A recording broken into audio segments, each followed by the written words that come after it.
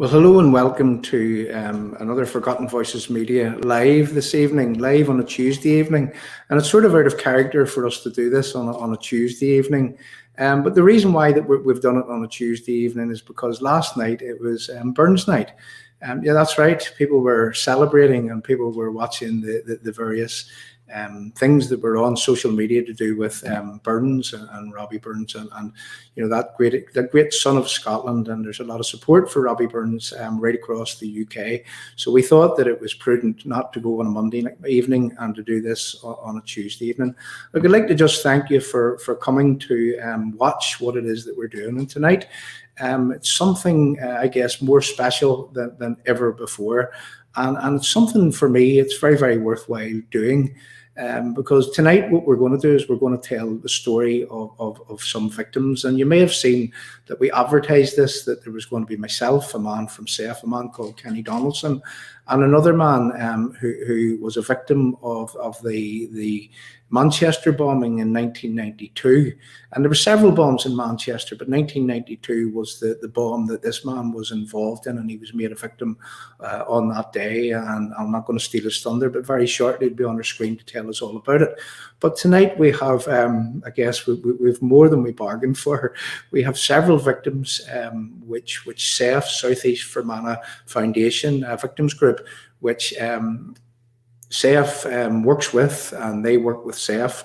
And what we're going to do is that we're going to sort of briefly scratch the surface with others this evening, and we're going to tell about their stories. And you know, whenever I sat just before this evening, just before coming on, I thought to myself that, you know, these stories, when I hear a little bit about each and every one of them, these stories need to be told on an individual basis, because for too long has the rewriting of history being pushed forward by a conglomerate.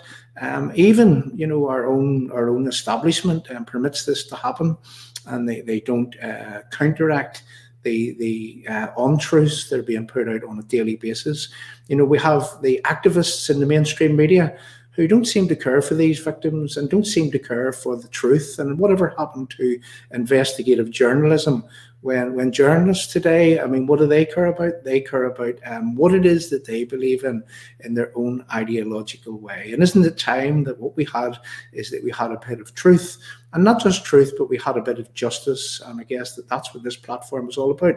This platform, Forgotten Voices Media, is about giving a voice to the forgotten voices and giving justice, and, you know, and fighting for justice and pushing out the story, the narrative in a way that it actually unfolded, and not the rewritten version as pushed by those in America and also those in the Republican movement. And, you know, we had a man on our screen on Sunday afternoon, a man called David Kelly, whose father, he was shot by the IRA. And, you know, David's father was a member of the legitimate Irish Army.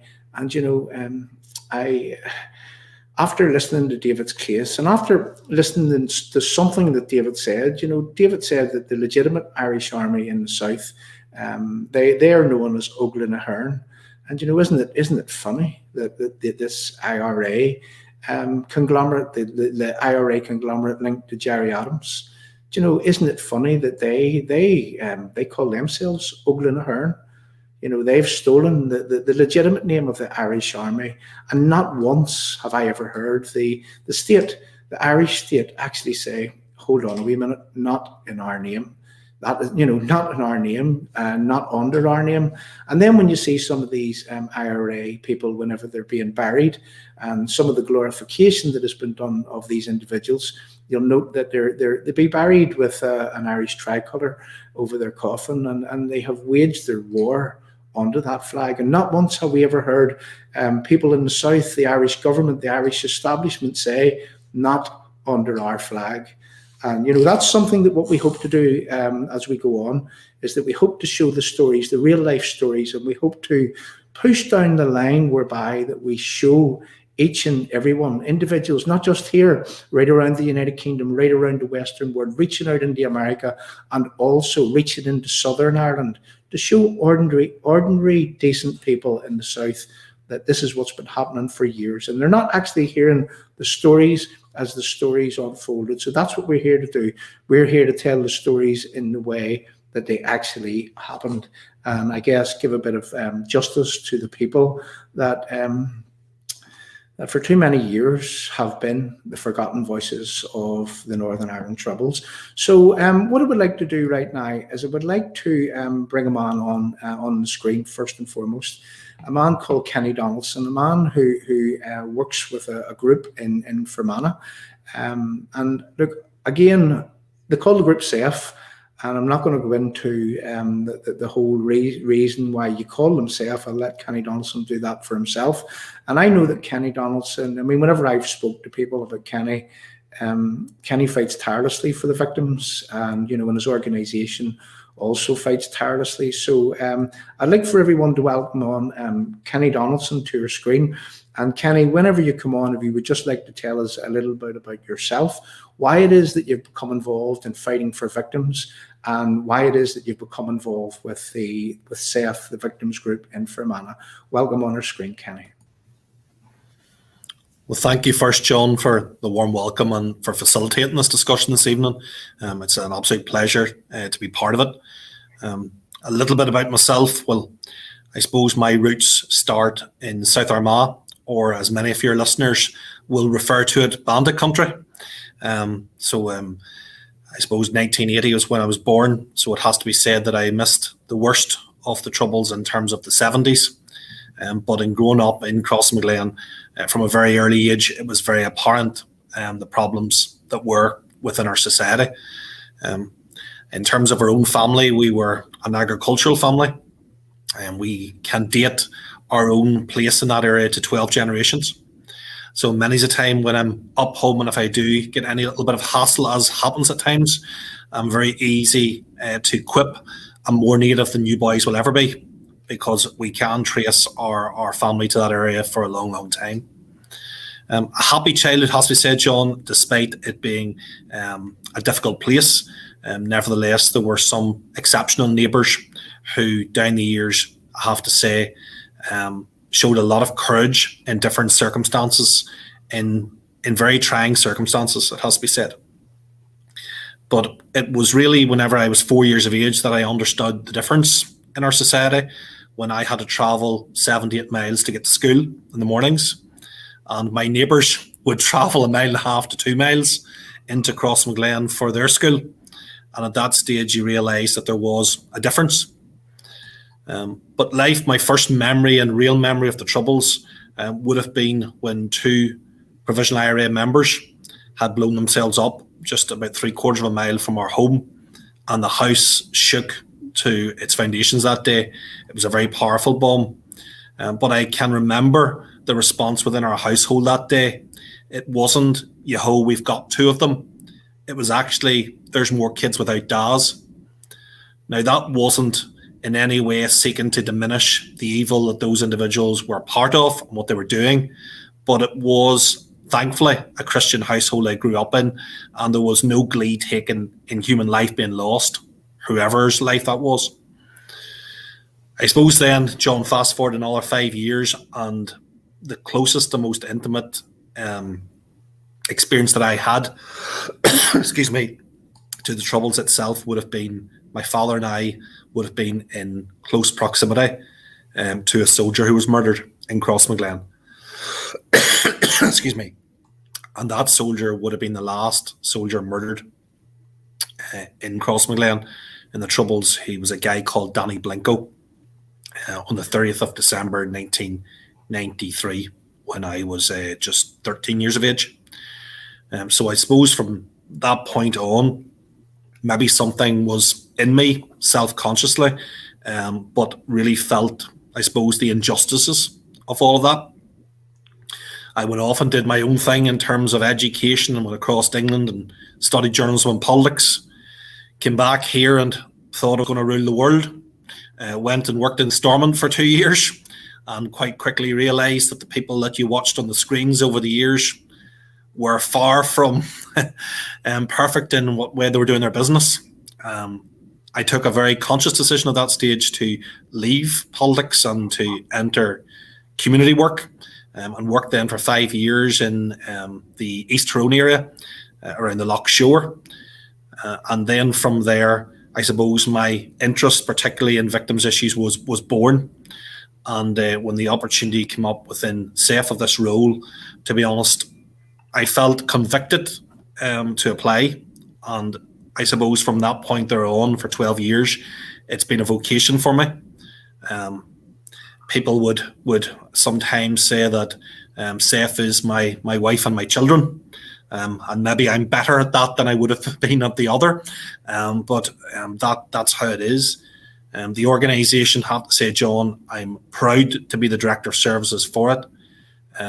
Its name, South East Fermanagh Foundation, derives from the fact that it was based within the district electoral area of South East Fermanagh, 5 small villages on the border. And over the years of the Troubles, and I'm conscious of using statistics because sometimes there's a coldness to that and there's a human story behind each and every one of those stats. But nevertheless, to get it across to your listeners and to the broader community, the facts are that in South East Fermanagh, there were 42 lives lost as a result of the Troubles. 38 were murders by the Provisional IRA. 2 members of the Provisional IRA lost their lives in the midst of their own actions. And there were 2 other Roman Catholic civilians whom were murdered. They were stabbed to death by Sutherland and Highlander soldiers. But if we look at those stats, the reality is that there was 0 loyalist terrorism in terms of any retaliation. And that's something very special and unique to these borderland areas. There weren't tit-for-tat killings. There was something very different going on. There was a campaign motivated by ethnic and sectarian hatreds, and its origins often were in the southern state, where operations were planned, murders and heinous acts carried out north of the border, and then people ran back to the sanctuary of the Republic of Ireland thereafter. Just to say, John, the last thing I'd say, because I'm conscious that you'll maybe want to introduce the others as well, is that why I'm proud to be associated with SAFE is because we have a consistent position on terrorism and criminal violence. Then in the context of the Troubles, there was no legitimacy for the taking of human life in the furtherance or defence of a political objective. So what we say within SAFE is that politics and religion can often divide. It's our values that unites us. So the SAFE family is constructed of a very diverse grouping of people who all share that basic fundamental value of pro-democracy and pro-life. And that's really where we take our, I suppose, encouragement and really our push from, that fundamental that unites us. Yeah, and thanks for that introduction. Thanks for that introduction, Kenny. Kenny, at this point in the show, I mean, we originally started, we were going to tell the story of the Manchester bomb in 1992 and a man that was a victim of the Manchester bomb. So what we're going to do is I'm going to play you a little video to set the context of what happened on that day. And whenever this video is over, we'll have another man on the screen, and that would be the victim.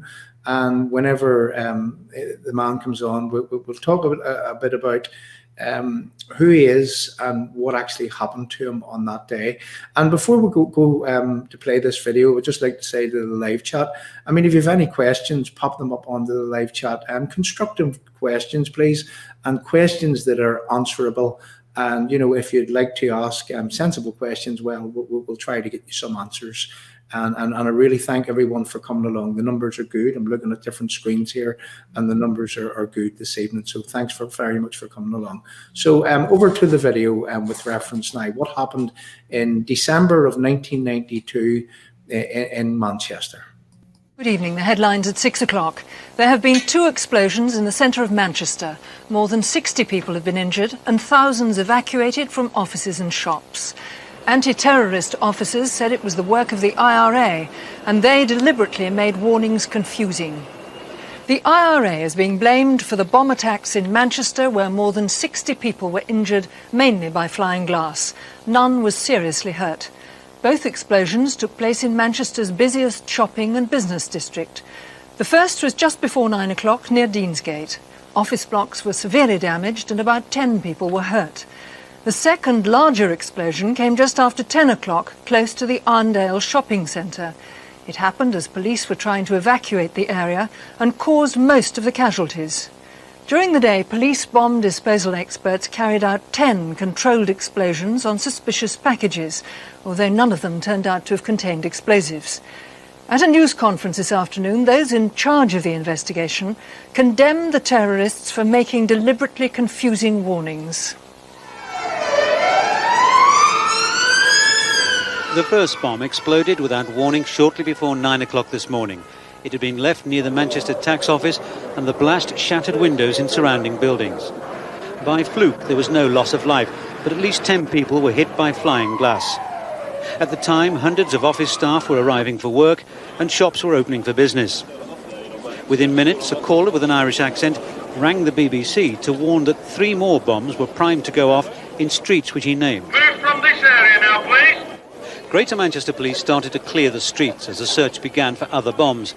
One of the targets was near Manchester's Cathedral, where many of the shocked and injured were initially taken. An hour and 20 minutes after the first blast, the second bomb exploded, near the Cathedral, but not in the street named in the warning. The police mounted a massive evacuation effort, clearing literally thousands of people out of the city centre. Many businesses virtually closed down for the day. In one instance, staff being cleared from a store were caught by the second blast as they spilled onto the street.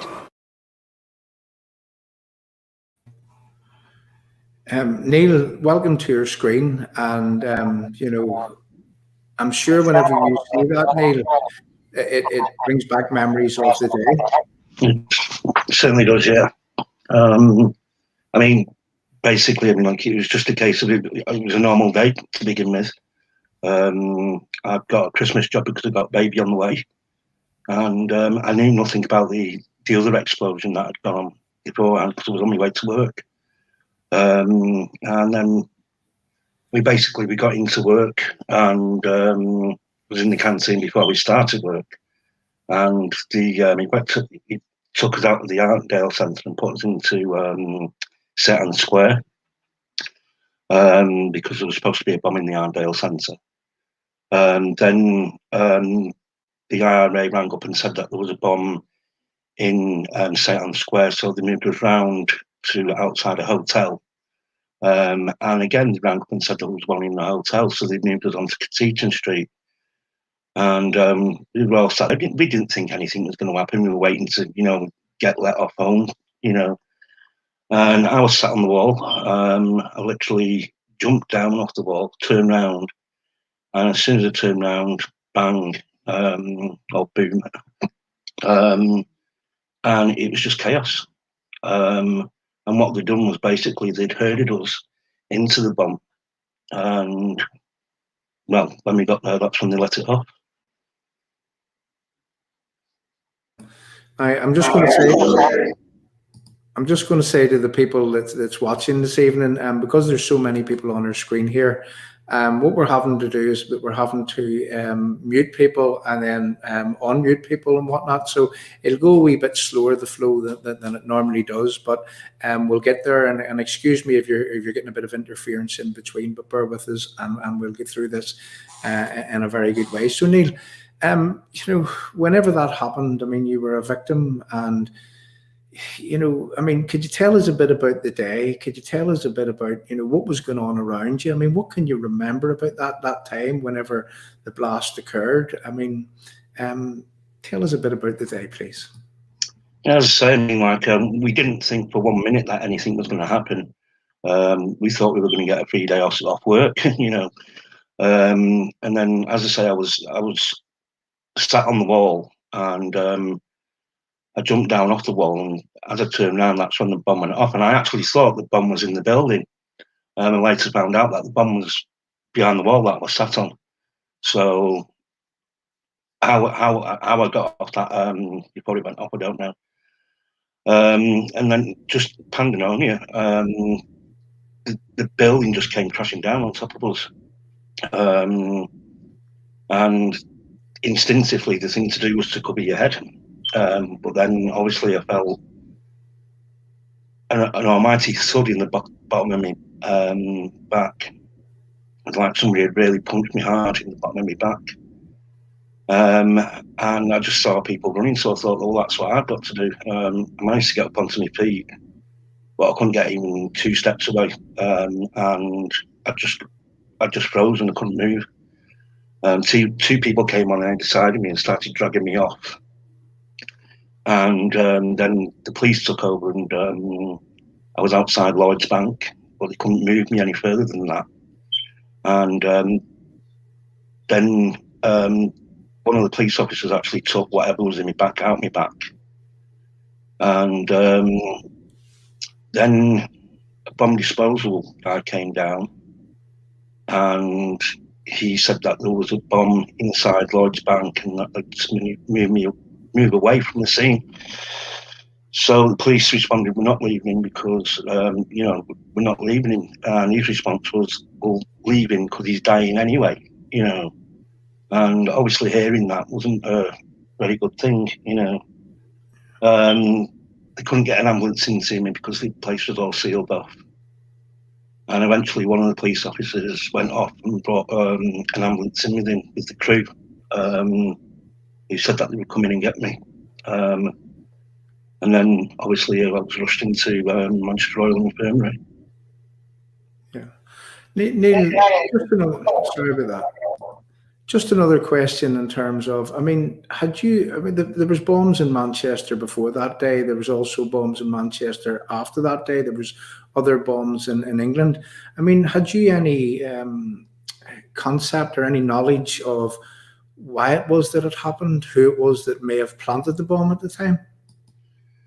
I think a case of originally, I think the reason why we didn't think that anything was going to happen because it wasn't like what was happening in Northern Ireland. It was nothing like that at all. So the concept of something like that even happening was just it just wasn't thought of. It was obvious when it had happened who it was that had done it. Because obviously by then we'd heard about the other bomb that had gone on behind Debenhams, and the police were saying that it was the IRA. And obviously the IRA had been ringing up to move us from, place to place.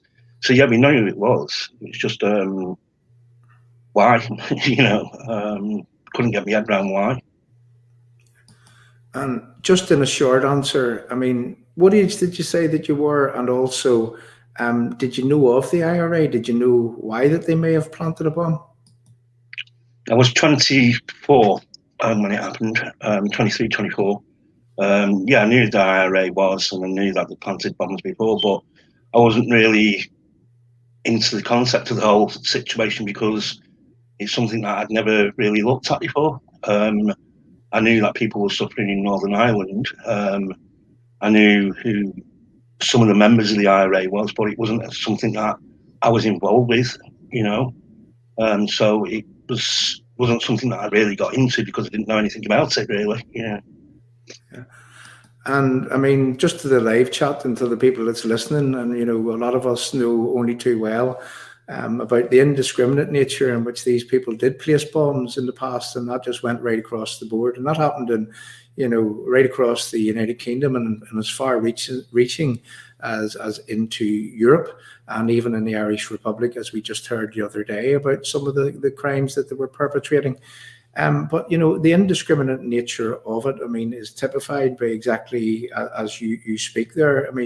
You didn't do any harm to anyone, Neil. You didn't cause these people any harm, but yet they decided that they were going to plant a bomb in Manchester, and they gave reasons for doing these type of things. And I can remember in and around that time, there was various things happening with reference to the British government and the IRA. And I can remember in 1990, to set the scene, and this happened in December of 1992, that was your case. In 1990, there was talk of processes which would bring the IRA in from the cold. And there were Americans that were involved in these processes and trying to orchestrate these processes. Just to set you a bit of context, Margaret Thatcher signed the Anglo-Irish Agreement in 1995. 5 years later, a man called Peter Brooke, the then Secretary of State for Northern Ireland, he said that Britain has no selfish, strategic, or economic interest in Northern Ireland. And those were the words that were designed to bring the IRA, the terrorists, into a process whereby that what they could do is that they could set their guns and their bombs aside and go down the political route. But whilst in those processes, I mean, this happened 2 years after that statement from Peter Brook that Britain had no selfish, strategic, or economic interest in Northern Ireland. And if you look back at the history, we will know from the history that the Americans were actually trying to encourage the IRA to lay down their guns and their bombs, but yet they still went on, and they still done this in 1992, and they done this even later. And in fact, there was another Manchester bomb, to set the context, in January of, or sorry, it was 1996. So it wasn't the last bomb that the IRA planted in Manchester. And again, I'd just like to point out to people that it was totally indiscriminate, and as a result, ordinary people, ordinary victims, just like Neil here, they were injured, and many people throughout the years had also lost their lives. And I'm going to say one thing, that these people that perpetrated these evil deeds, I mean, they continue, and they still continue to this day to add insult to the injury that Neil has already had. So Neil, I would just like to, for the purpose of the people that is listening and that is on the live chat there, if you would like to explain the aftermath of the bomb, I mean, your injuries, and what happened after that. I mean, had it a human cost? Did you have PTSD? Did you suffer in any other way as a result? Yeah, I mean, like, obviously I had spinal injuries. I was in hospital for about 3.5 weeks. And then I came out, and I was asked if I wanted to go on a PTSD project. And that at the end of it, I'd be free of PTSD. Which I agreed to straight away. But unbeknownst to myself, was basically what they said they were going to do was they were going to turn all my emotions right up in the air, and then they'll bring me down again. And what they did was they turned all my emotions up in the air, and then said that they'd run out of funding, and just left me high and dry. It was only until I'd say about 4 or 5 years ago that I found out that it was actually, they were using me as a guinea pig. And it was Manchester University. It wasn't anything to do with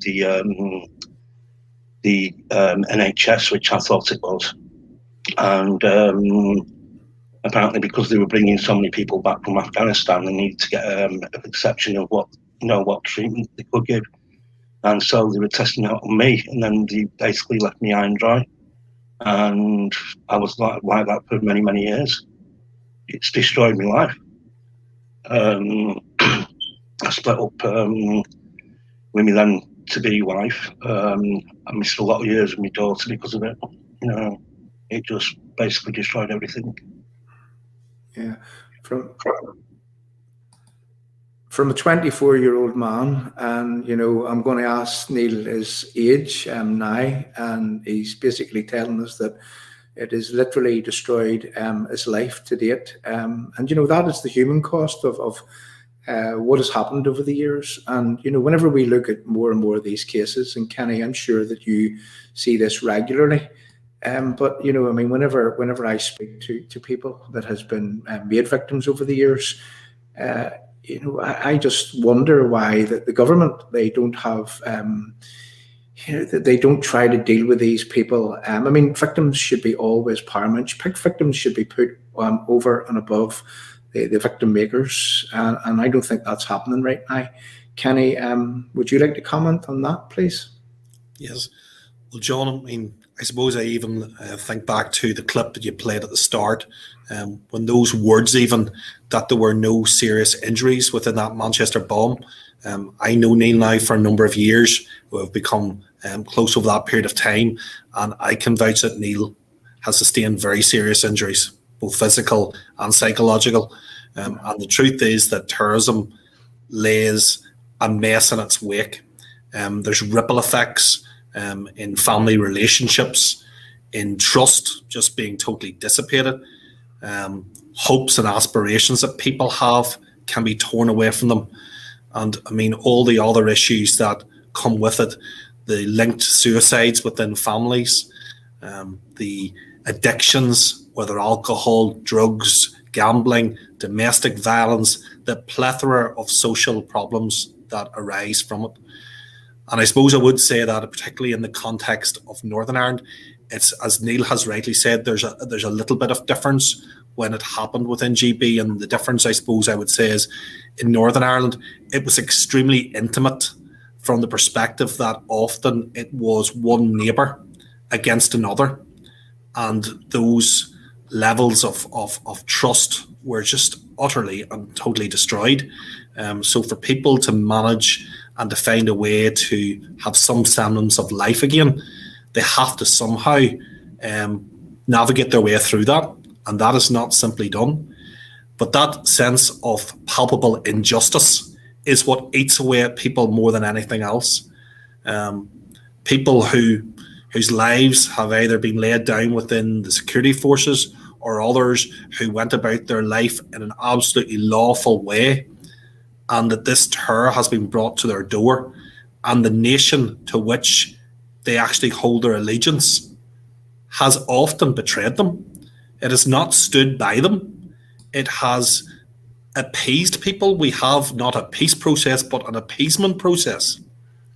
And with that comes the real risk that this could happen all again. Because when we did enter the arrangements of Stormont back in 98, and whatever your view was on that Belfast Agreement, the problem was that from the point of the ceasefires to the point of the agreement, there was no hard looking at people within the society, the acknowledgement of the wrong of violence. A quarter of a century on, and we still don't have that. And there are real risks that another generation could pick up the cudgel and believe that, well, if others have been able to use violence and have got listened to and have been able to make big strides, then why would we not do likewise? So we have a real job of work for the first time, John. The people whom would have been deemed to have represented the establishment in terms of being law-abiding, I think are finding themselves now actually feeling their anti-establishment, because the establishment in the context of Northern Ireland has become the terrorists and their political annexes and others like them. That's the difficulty. Yeah, and that makes a sad day for, I guess, the whole democratic process and the validity of such a democratic process. Neil, I would like to come back to you for a moment. And look, and I thank you from the bottom of my heart for coming on here and for having the courage to tell your story. And especially under such circumstances. But I think it's very, very important that people get to know the real stories. The unwritten the unrewritten stories, just like you're doing right now. Neil, another question I guess that I would have, and I asked the man David Kelly exactly the same thing the other day. I mean, what would be justice for you? I mean, do you want justice? Do you want people to go to jail? Do you want an acknowledgement of what happened? Do you want people to say that they're sorry for what they've done? I mean, what would be justice for you, Neil? And over to you. I do believe that justice should be done. I mean, I don't think, and I've said this to Kenny when terrorists have said before that they're sorry for what they've done, and I don't buy that. I never have done that, and I never will do. And yeah, I do think justice should be done, because I mean, like if anybody else was to commit murder or try and commit murder, they face justice. So why should this be any different? Yeah, and I mean I guess where that leads to is that under the terms of the Belfast Agreement, I think that there's a 2-year time frame whereby that anyone that would be charged and go to trial and be found guilty of a crime, they can only serve 2 years for that crime. I mean, would that be justice for you, or do you have an opinion on that? I mean, I certainly, I don't agree with a lot of things that in that agreement. I mean, like 2 years is just, I mean, like for murdering people, for blatantly murdering people and getting 2 years for it, it doesn't buy home for me. It's ridiculous. Yeah. And I mean, I would respect exactly what you say, because I mean, what is murder? You can't bring a life back. What happened to you? I mean, you can't buy back those years of how that you've ended up as a result. Neil, honestly, thank you very much for coming on, and I'm sure that people that are watching the screen tonight, we all take our hats off to you for the fact that you've come on here and you've been brave enough to tell your case or talk about your case. And I would like for in the future to do this in an individual way with you, if you would be happy to do this. And we'll go back over everything, and what we'll try to do is we'll try to document it, and we'll try to put it out there in a little documentary style item, whereby that people can see the real truth of what happened to you that day in December of 1992. So thanks very much, Neil, for coming on, and don't go anywhere. I mean, stick around. As you can see on the screen, there's quite a few more people that can come along, or has to come along and talk about their cases. So thank you. And if anybody on the live chat at this stage has anything to ask Neil or any questions for him, pop them up onto the live chat. And Neil, I mean, I think you, from your end there, you can actually type into the live chat and answer the people. So again, thank you very much for coming on. So Kenny, a real life human story, and one of many. And I'm sure that I know that you deal with those type of people day in, day out, and and I know that you work with people not just here in Northern Ireland. You work with people all over, and and how do you justify what is happening to that man, and how do you justify what continues to happen? And what is an establishment? What is a government? What are our politicians? Those that we elect to serve and to protect, quote unquote, us. They're certainly not protecting Neil, and they're certainly not protecting in any way, shape, or form what they should be protecting. As I say, that the victims should always be placed as paramount. Once the victims are dealt with, well, then maybe they can think about dealing with the perpetrators in a way that can maybe resolve and ensure that we don't have a replay of what happened over the years. That's unbelievable, Kenny. So it is, really. And I'm sure people feel like me, that there's not very many more words that you can say other than that to be just unbelievable. So, and John, could I maybe say there that with Neil, what does give me some encouragement is the courage that man has displayed over this last number of years. Because he'll not mind me saying this, it's on the public record. But Neil went through a particularly difficult time, to the extent where he was homeless for a period of time. And I look at this from the point of view, I don't know what other nation in the Western world, particularly, where someone whom is an innocent of terrorism could have ended up in that situation. And where I suppose we see then daily all the lavishings and the greed and the fancy dinners and the dicky bows and all that comes with it, and how people whom have been terrorists, or indeed some who maybe still have those connections, and how they are lauded within this nation. So for Neil came from that position a number of years ago to the point where he addressed a gathering of over 200 victims, survivors and politicians in Stormont with his story. He also addressed a gathering in the Churchill Rooms in Westminster. So the empowerment of Neil and the empowerment of his voice is so important. And the programme that you're offering here, that's what is so important at this stage. Because the truth is that politicians and others have failed this issue down the years. There was too much of victims and survivors essentially passed these issues to political people to deal with. They weren't dealt with. And over the last 5 to 6 years, I've saw an upsurge in victims and survivors wanting to speak out. Only in one of our regional newspapers today is a lady giving an interview, the first public interview she has given in 30 years, from her father was murdered. But the words, when you read them, are so incredibly powerful that have been locked inside her for all that time. So John, what you're doing is a great work, and indeed others, around this issue. And Neil, sadly, is one of many people whom have been kept down for way too long. Yeah.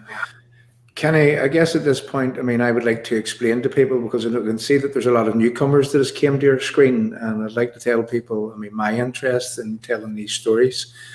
I seen my first IRA, first man being shot by the IRA when I was 7 years of age. Myself, my father, my mother, my brother, and my sister, and we seen a man being perforated, is how I best describe it. And I can remember him having the light shirt on and red holes all over his back.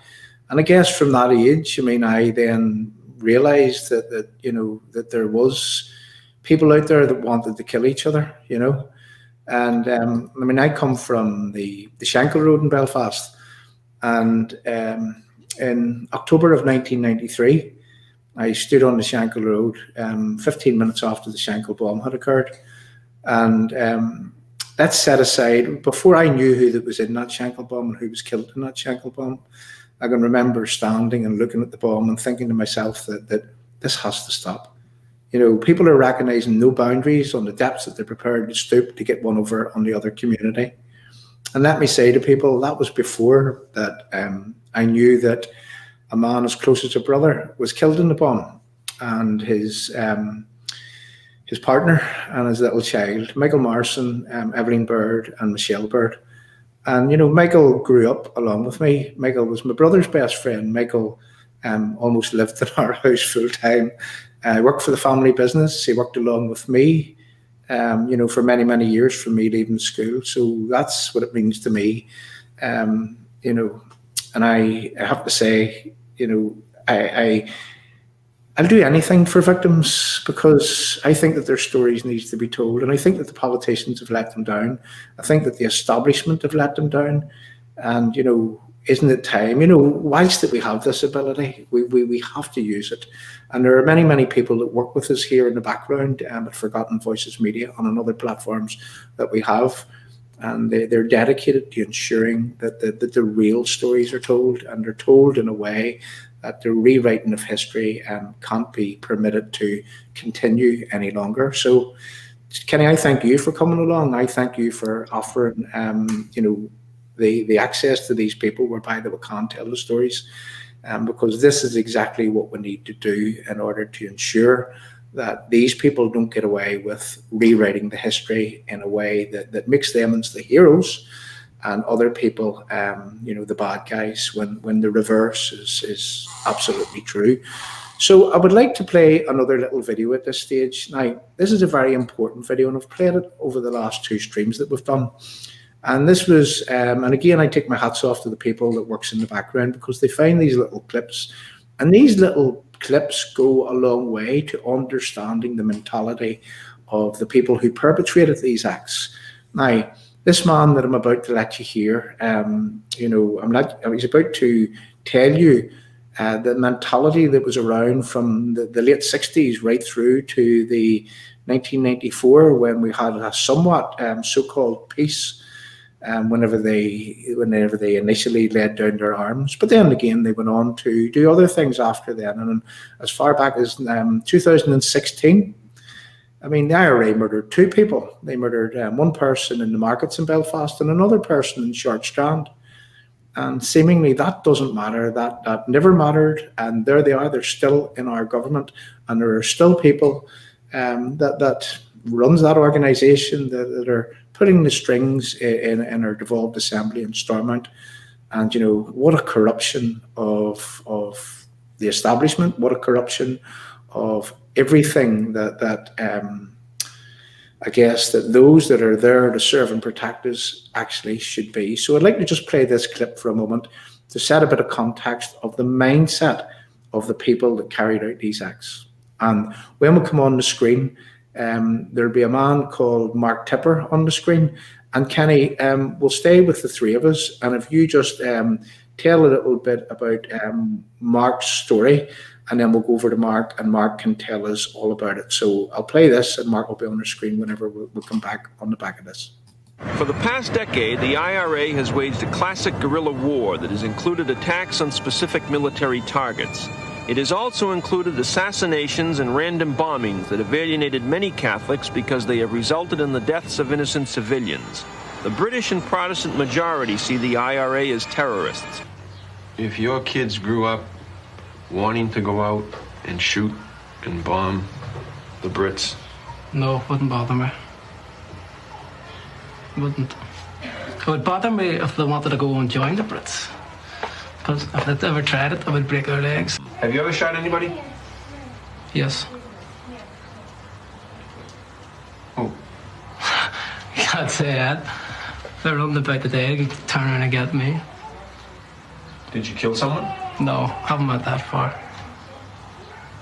Would you like to? I would. Who?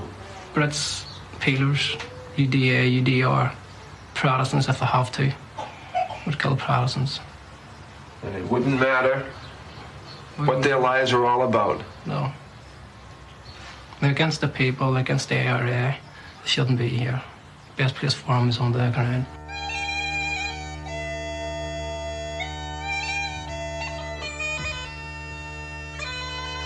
If, when you were in the IRA, if you were told to go down and plant a bomb in the emergency room at the Queen Vic, Hospital? at the hospital, Yeah, would you do it? yes. Would be done. I'd put a bomb on anywhere. In the emergency room of the hospital? Yes. If I was told to do it, I would do it. Now, a bomb doesn't know the difference between a Catholic and a Protestant. Yeah. How do you accept that? Civilians have to get injured. Can't be helped.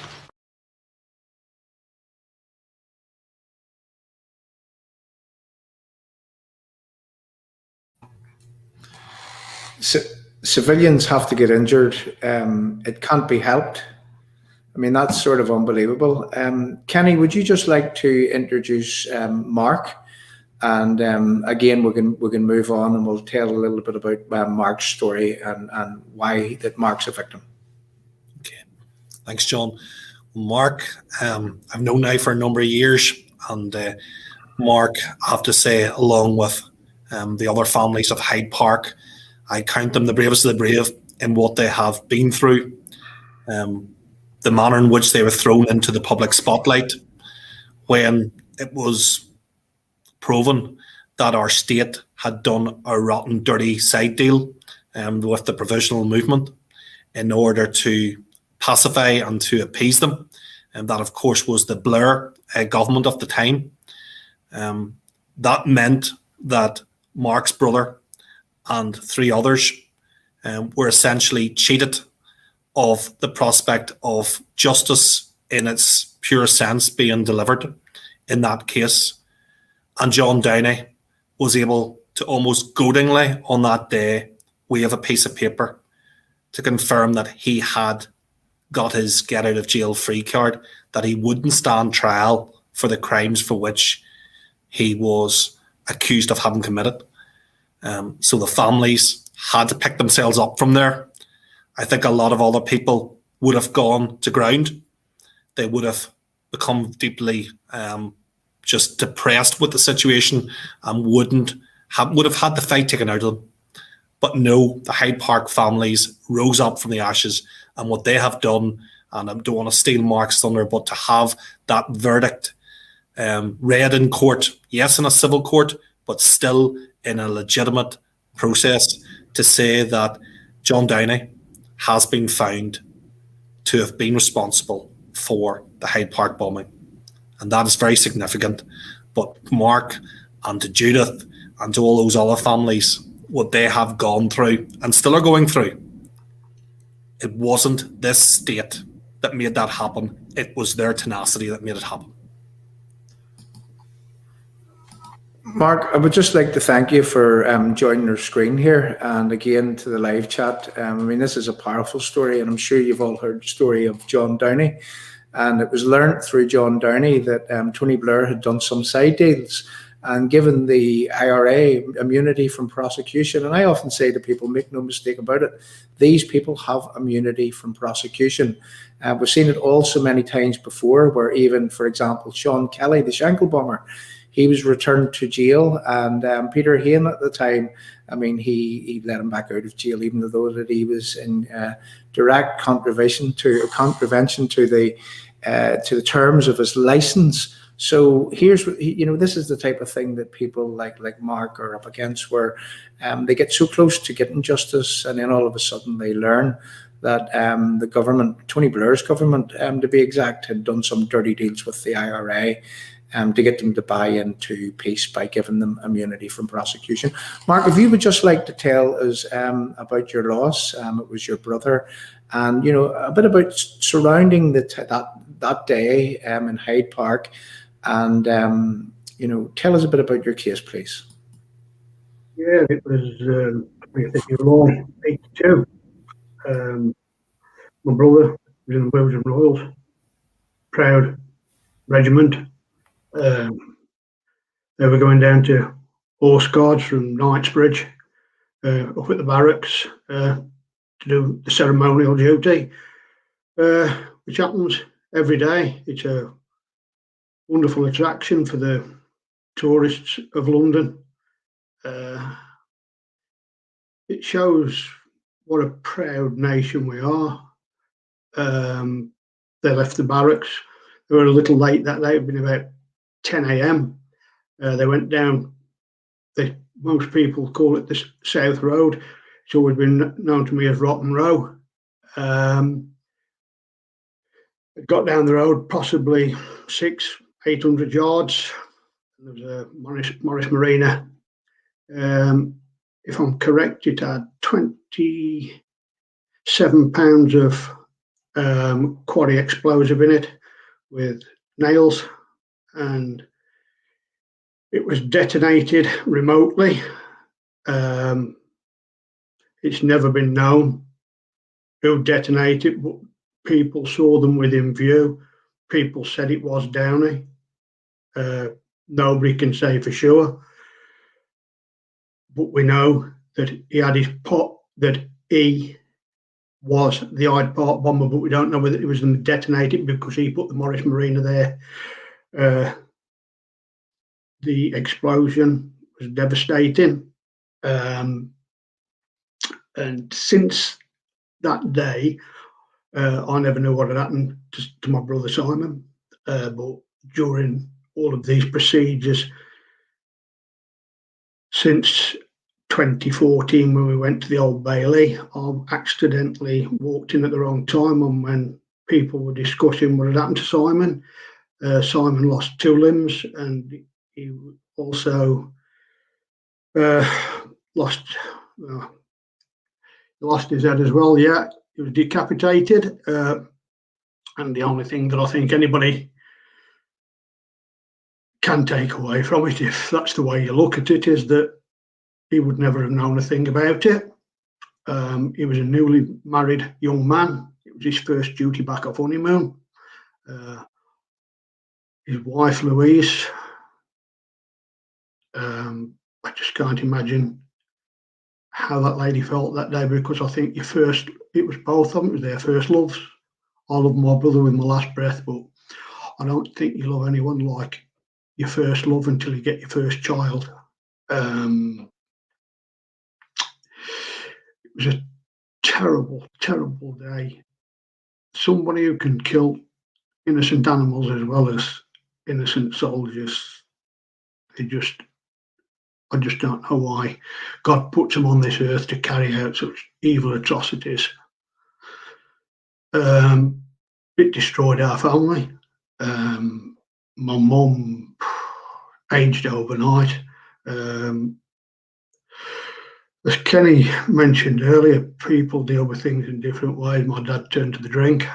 It was a very, very hard man to live with. He was an ex-policeman. It turned my dad into a nasty piece of work. I couldn't wait to leave home. I couldn't live there with his violent outbursts. All this happened because of people who have no respect for any other people's lives.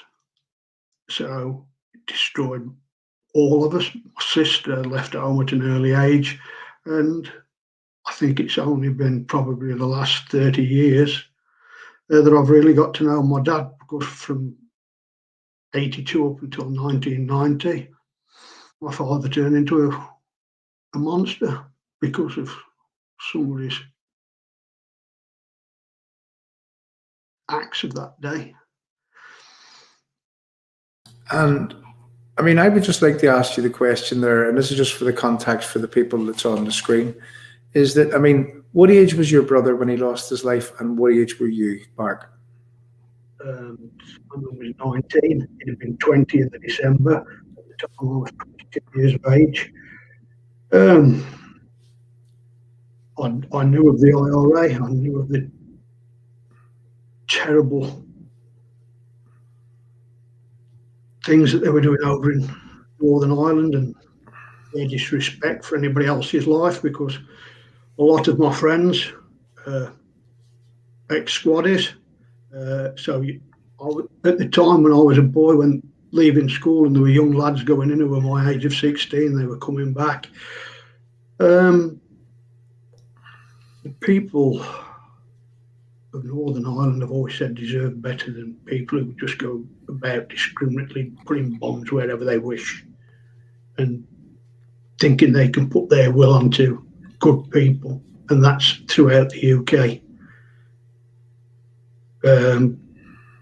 We're a great nation who are let down by politicians, and I will fight politicians to the day I die to get recognition for victims. I really will. I've seen it all. I've been through all the inquiries. I've met ministers, and it's the same old promises that disappear. We'll meet you, we'll do this, we promise this, we promise that. No. Organisations like SEF are the only people who have ever helped us, really. Not many people know this, but Kenny does. It was 2019, there was a programme on the TV, Spotlight on the Troubles. I'd never heard of Patrick Ryan, and he admitted supplying all the bombing materials for Hyde Park. And I can honestly say on here, which is hard to do, that I lost the plot. I rang Kenny, and I was in a mess, proper mess. And Kenny found me some help, which I couldn't have got from the National Health Service, because I'm just run-of-the-mill victim. Doesn't matter, but Seth helped me. And I think slowly I'm getting myself back together. But this is a long time on. This is 39 years later. Yeah. And sorry, what age would you have been at the time that happened, if you don't mind me asking, Mark? Sorry, John. What age would you have been at that time? I was 22. You were so I was 19, yeah. Yeah. So again, what I was trying to do there was I'm trying to show the live chat. I mean, you've suffered all of those years with the loss of the brother, the complete, the problems that you've had with your family, and this is the human cost of these things, Kenny, that not a lot of people understand. I mean, they see an act being perpetrated, all they see is that somebody's lost their lives, but they don't actually understand what goes beyond that. I'm sure, Kenny, that you see that regularly. Could you tell us a bit about that, please? Absolutely, John, and I suppose what I would say, Mark has kindly said maybe what he's received in the last few years, and my only regret is that we did not know Mark and many other people much earlier, because even I know this was the case with Neil as well, the first time he ever had a conversation with me and he heard that Irish accent, that in itself was almost a trigger for what had happened. Because he had almost protected himself from not being near that accent over the years, because for him that represented whom had done what they had done. So for GB-based victims and survivors to actually be willing to consider to trust us is a huge issue. But in terms of what Mark has said, absolutely. I always think that anniversaries are strange things, because it's almost when the wider community almost get to feel better about themselves for a day, when they stole all the thoughts and prayers, etc., to families whom have gone through it. But the truth is, and Mark will confirm this, and others who have yet to speak tonight, every day is an anniversary for them because it triggers a different memory that has been, stained because of what's happened to do with their loved one. So absolutely, we have a piece of fabric here, John, in our premises, and we 4 memorial quilts which remember about 400 innocents of terrorism, and Mark's brother is amongst those remembered. But there's one particular quilt with 67 lives remembered on it, and there are almost 20 direct secondary suicides as a result of those 67 lives that have been lost. And that's an incredible percentage of people, of those that we know, not to mention others that may not have been reported in that manner. So it absolutely is devastation. But I think you see tonight in Mark and in Neil, there's a steely determination not to let terrorism victor, that ultimately their own dignity and decency is going to win through here. And Kenny, I mean, just one more point that I would like to ask you. I mean, you seen that little video that I played, and you see what that man said at the very end when the journalist asked him, you would go and you would plant a bomb in the Royal Victoria Hospital in the accident and emergency. And he says, yeah, if I had to. And it just really shows the mentality of the people that were going out to plant these bombs. I mean, that's just typifies the type of thing that was going on. And, whenever they paint this as some sort of, war of freedom, where, freedom fighters fighting a war, and some, they make it almost romantic. And, you've people in America, you've other people throughout the world, you've leading politicians, you've Joe Biden right now, who kind of glorifies these people as if they were some sort of heroes. I mean, do you have anything to say about that, Kenny? Because I think what that man just said explains what that mentality was of those people. Well, John, I suppose I wish that he was the only person who held that view, but he's not.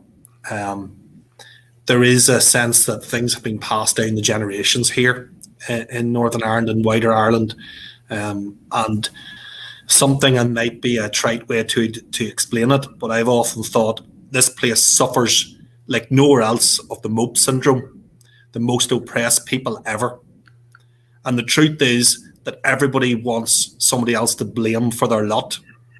And it is particularly stark, obviously, within those whom connect to the provisional movement and all of that. But I have to say, and I say this as somebody from Northern Ireland, moreover, too often we take lumps out of England and the English for our own feelings. And the Scottish do it also. There needs to come a time whenever we actually look at ourselves in the mirror and realise that, we've got a wee bit to do ourselves to get better.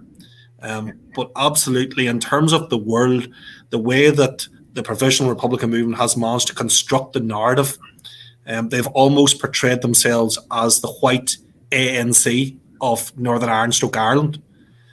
I recall having a conversation with a guy in Robben Island in South Africa who was an inmate in that prison, but who was then giving tours of the prison. And I put it to him that the IRA and how they portrayed themselves. And he got very angry. And he turned around and he said, no, they are not like us, because they opted out. We had no opportunity for many years to opt in. Yeah. And that's how he, in his mind, portrayed it. That's not to justify what he was involved in either, in terms of the violent aspect of the ANC struggle. But nevertheless, even he could see the absolute hypocrisy in the position. Mark, I'm just going to ask you the same question as that I asked Neil. And I guess that, again, this is for people to form an understanding. And I'm going to say I apologize for me asking this question even before I ask it, because I can hear that there's raw pain there still. But what would justice be for you? I mean, what would you hope? What would be a good result for you? I mean, would it be justice in terms of these people telling the truth and showing remorse for what it was that they done? And would it be someone serving the 2 years in prison and actually being made accountable for what it was that they done. And I hope that's not too hard of a question for you, Mark, because I do realise that it's a, it's a tough question for anyone to ask under the circumstances. So, Mark, over to you. People have asked me before what I think of John Downey. I have no thoughts of John Downey. John Downey is nothing. He's a terrorist. But now I don't even think of him. I just think of him as being something that dropped out of his mother. That sounds terrible. Well, that's how I feel about these type of people. Would I accept an apology from him? I don't think these people even at times know what they've done. I think that they've become that brainwashed in what they think is correct. No. He could not offer me his hand. It is an hand of guilt. Would I like to see him spend the rest of his life in jail? No, that gives him an easy life. I'd prefer him to have to walk down streets where good people live, and every time he walks by, somebody went, that's an IRA bomber. So he has to keep looking at the ground. He can never raise his ugly head again. People like this, he's still answerable to law courts within Northern Ireland. And I pray this time that the people, the CPS and the people who we put in a position of trust to look after us all, for once follow it through and make sure that other families get justice through the correct procedures without having to take on the amount of work that the Hyde Park bombing families have had to do to get justice. And if Ames and Johnson need our help, I will help them with every breath that I've got, because terrorism destroys families, and Kenny's seen more than I will ever see. But the pain in me, it will never go away, John. It's there in the bottom of my gut, and as folks say, he's nothing to me. I would prefer him to walk down the road where folks can just keep pointing at him, tell him every day, you were a murderer and you don't care about anybody else but yourself. Mark, I would like again to thank you from the bottom of my heart for coming on and telling your story. I mean, it's such a story. I noticed there that there was a comment on the screen, and because there's so many of us this evening, we're not really going to go through the live chat. But look, people, keep putting your feelings on the live chat, because it's so that people like Mark can read through them at the end of this broadcast. And again, it's just because we have so much to get through this evening that we can't go to the live chat. Now, we will be going over our time. We normally last for an hour and a half, but we don't want to do this in a way that we don't give people the time to tell the stories and of how they feel, what it is that they've witnessed, and what it is that they've had to go through ever since the day and hour that they lost their loved ones at the hands of these terrorists. And do you know what really adds the insult to the injury is that these people aren't sorry for what they're doing. These people are running around, glorifying what they have done. Even in Northern Ireland at the minute, where there's play parks being funded by the councils that these people take over, and and they're named in the honour of these IRA terrorists that murdered people. And that's that's a huge reflection on our government. That's a huge reflection on the establishment, that they permit this to happen, because they really should be standing against this. I mean, we know a story there, Kenny, of a man called Sammy Heenan, who was orphaned at the age of 11 by IRA terrorists in and around the Castlewellan area. And, there's Chris Hazard, who has named his office after two dead IRA terrorists, the McNulty and the Megorian Advice Centre, and that's in the MP's office. That's funded by government money, and yet our government are not standing up against this, and are not ensuring that this doesn't happen. And that's a huge reflection on the type of weak-willed politicians that we actually do have. And they're going all out to appease these people. and it is totally wrong. It is totally wrong. And it's time that ordinary people, we gathered together and we said, look, no more, no more. People like Mark, people like Neil, and people like the other people that are coming on our screen. Isn't it time that we stopped adding insult to their injury by permitting this to happen? And Mark, thanks very much for coming on. And I mean that from the bottom of my heart. And again, I'm going to say to the live chat is that for everyone that you see coming on here, I hope that what we can do is that we can do individual chats with them. We can do some research on the cases, and we can dig deep and we can find who it was in around the time who suspected of maybe planting the bombs, where they came from, and so on. And we'll go into depth. And what we'll do is we'll do documentary style programs on them in order that they're documented, in order that people can see for real that this is the real stories of what happened, not the rewritten stories of Sinn Féin, IRA, and their apologists in America. I think of a man in New York. It was at Mayor de Blasio, who glorified Martin McGuinness by saying that the IRA were the legitimate Irish army. You know, that's the type of things that are happening. And that is the type of things that are totally unacceptable to any normal person, is the truth of the matter. Mark, thank you very much for coming on. And I mean that from the bottom of my heart.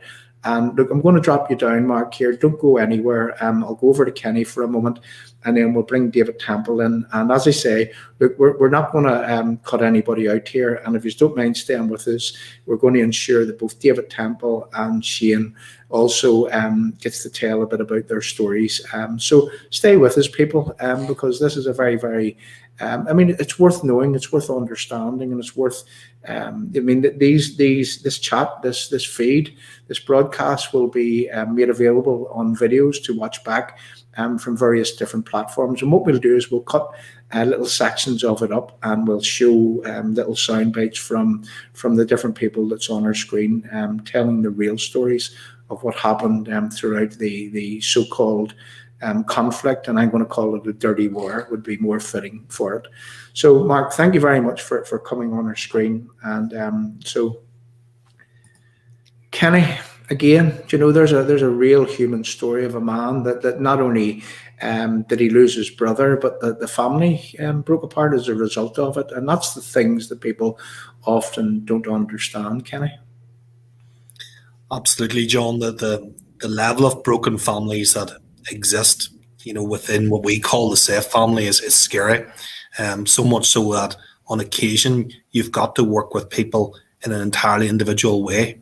You can't even bring people within a room within that environment, because the piercing pain that they suffered at that time, and a word, and I know it's used in different contexts, but I believe that the Northern Ireland Troubles, why they're so difficult to extrapolate ourselves from, is because of the level of intimacy with which they were. And they were incredibly intimate, and people lived beside one another, they socialized with one another, they worked with one another. And then when it came to it, because of warped political ideology and a brainwashing and ultimate transferring of someone's senses, what people were able to become, the animals wouldn't have done it. But the way they were able to dehumanize their neighbours right across the board is absolutely brutal. And as you say, with Mark's situation and with Neil's, and it'll be replicated in others as well, those issues become even more stark than the normal day-to-day mill of families and what they will go through with a range of issues. But the troubles mixed into the bag of that, it makes it so much more difficult. Just at this point, I would like to address the live chat, and I'm going to ask, you know, I've seen that there's a lot of newcomers coming to the screen, and also there will be people who will be watching this back. And I would like to say that you know, if you can help us, help these people by telling their stories. I mean, how do you tell the stories? You tell the stories by pushing these broadcasts far and wide, because what happens is that social media, they won't help us push this out. It takes for people to be sharing these broadcasts, to be sharing what it is that we're doing and standing together. And, I would like to make Forgotten Voices media, and people that work with us in the background has also said the same. It's a media platform for and on behalf of victims, telling the real stories and helping stop the rewriting of the history. I would also like to challenge the people that maybe committed these evil atrocities, really scratching the surface and trying to understand what it is. Why do they continue to rub people's nose in it, is the truth of the matter. So, this is what we want to do. This is what we mean to do, and this is what we hope that the live chat will help us do. And together we are strong. So please give Forgotten Voices Media on Facebook and also on YouTube a like and a share and subscribe. And again, so that whenever we do these broadcasts, you can be notified that we're going to be doing them, because there's many, many good stories over the weeks and months that's going to come. Telling the stories, the real stories of the victims, and not the stories that have been rewritten in a way that it favours the perpetrators of these evil acts. So next, what we're going to do is we're going to go to a man called David Temple. Now, David Temple, he lost a family member in a bomb known as the Cloddy bomb. And Kenny, I'm going to pop David on the screen here. I would like for you just to give a little bit of an introduction, and then what we'll do is we'll unmute David, and David can tell us a little bit about his loss and how that he feels today as a result of what has happened. And no doubt, like the other victims, it'll be a story of not feeling satisfied with how that the justice has been delivered. So, Kenny, would you just like to describe a little bit about David, and then we'll pop David onto the screen, and then we'll go to David. Surely.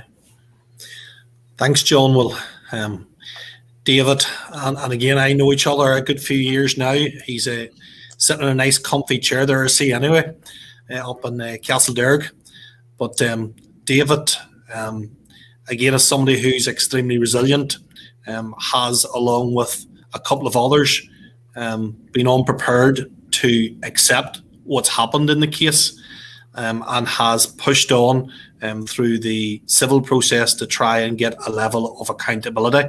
The Cloddy, it wasn't a Cloddy bomb as such, because there were bombs on that day in Cloddy village, and indeed the people whom were the innocents as a result of the carnage were, again, as the phrase that Neil used earlier, almost herded into the problem on that day. Cloddy is particularly controversial because of the deemed involvement of a Roman Catholic priest and issues concerning what the structures of the state were perhaps prepared to do in order to, in their minds at that stage, potentially protect further difficulties on the ground that would have been brought by actually holding this individual accountable. So Cloddy is also a case where there were 6 innocents from the Roman Catholic community and 3 innocents from the Protestant community. And even down the years, David, I know, comes from an ethos that no matter who the background is of the individual that's been hurt, that they're all innocents if they have been met by violence and terror. So the Cloddy families, again, have been extremely resilient down the years. It's almost half a century from that terrible deed, but David will explain the specifics much better as someone who has had to carry that for almost 50 years now. Thanks for that introduction, Kenny. And what I'm going to do, Kenny, is I'm going to take that little badge just off your head there so that people can see. If you just bear with me for 2 seconds, and then we'll move on to David. So there we go, Kenny. That's that. Now they can see the heavy receding hairline again. Well, that's it. So, David, look, I would just like to ask you, David, to tell us about your loss. your association with your loss, and if you could tell us a bit about what happened to you and what it was that actually made you a victim. Over to you, David. John, first of all, I must say thank you for keeping me, inviting me on the program. My loss was, I lost my brother in Claudy in 1972, 31st of July. Claudy is one of the controversial killings in the Troubles. As you know yourself, 1972 was one of the worst years in the Troubles. And there was a priest involved in it. The Northern Ireland office, they tried to hide the priest, and they communicated with the Roman Catholic Church, the Irish government, and stuff like that there to try and hide him, put him somewhere away, safe. They didn't want, the British government didn't want a priest involved being jailed or anything like that in 1972, because that would have raised up the violence levels in Northern Ireland. What I see is there's nobody's come forward and said what part they played in this. The government, British government didn't come forward. Northern Ireland office, the Irish government, the Roman Catholic Church have not told the families what involvement was in it. This is why, at the present minute, some of the Claudy families are heading down a legal route, John, to get answers to these questions. That is why Claudy is so controversial, because it involves the Roman Catholic Church, the Northern Ireland office, and stuff, people like that. And Martin McGuinness, I can tell you this here, Martin McGuinness was invited to meet the Claudy families. He never, ever turned up for it. He was asked many a question with the Claudy families, never, no answers. When, I can tell you this, John, when Father Chesney was on his deathbed, somebody asked Martin McGuinness, did he know? No. But a few days later, he was captured in a newspaper sitting beside him on his deathbed. Martin McGuinness, he might have done some good things in his lifetime, but he also done some bad things. But it's like this here, we will never give up. My father died, John, 4 years after losing his son. My mother passed away there 3 years ago, never getting answers to her son's death. I hope this day, I pray, that I'll be able to see the end of this and get the answers for some of the Claudy families, what part these institutions played in. Nobody, that is why, John, Claudy has never been tackled by anybody. The press has done things on it, but nobody has stepped up to say what really did happen in Claudy. Martin McGuinness, Jerry Adams, and another person went to see the British government around that time. Claudy happened after they came back. The question I would like to ask, was that Martin McGuinness' response to the British government to bomb a wee sleepy nationalist village in Claudy, the same time as Motorman was on? The questions, John, you know us, would need to be answered. But I hope I live long enough, John, to get these answers. If I don't, I have another brother to take my place, a lot younger than me. That is why Claudy has never been talked about. Claudy is the story that nobody wants to tackle. It's like reading a crime novel. Everybody likes to read a novel, but don't want to go to the end of it. I intend to go to the end of it. And David, I mean, it's a powerful story, and I do know a bit about the Claudy bomb, and you're saying that there's a lot of controversy that surrounds it, and as you say, that nobody seemingly wants to go anywhere near it. Kenny, I mean, you know a bit about the Claudy bomb, and could you really just, I guess, set the scene? I mean, you says that there was a couple of bombs. Kenny, would you just like to tell the live chat a little bit about it, please?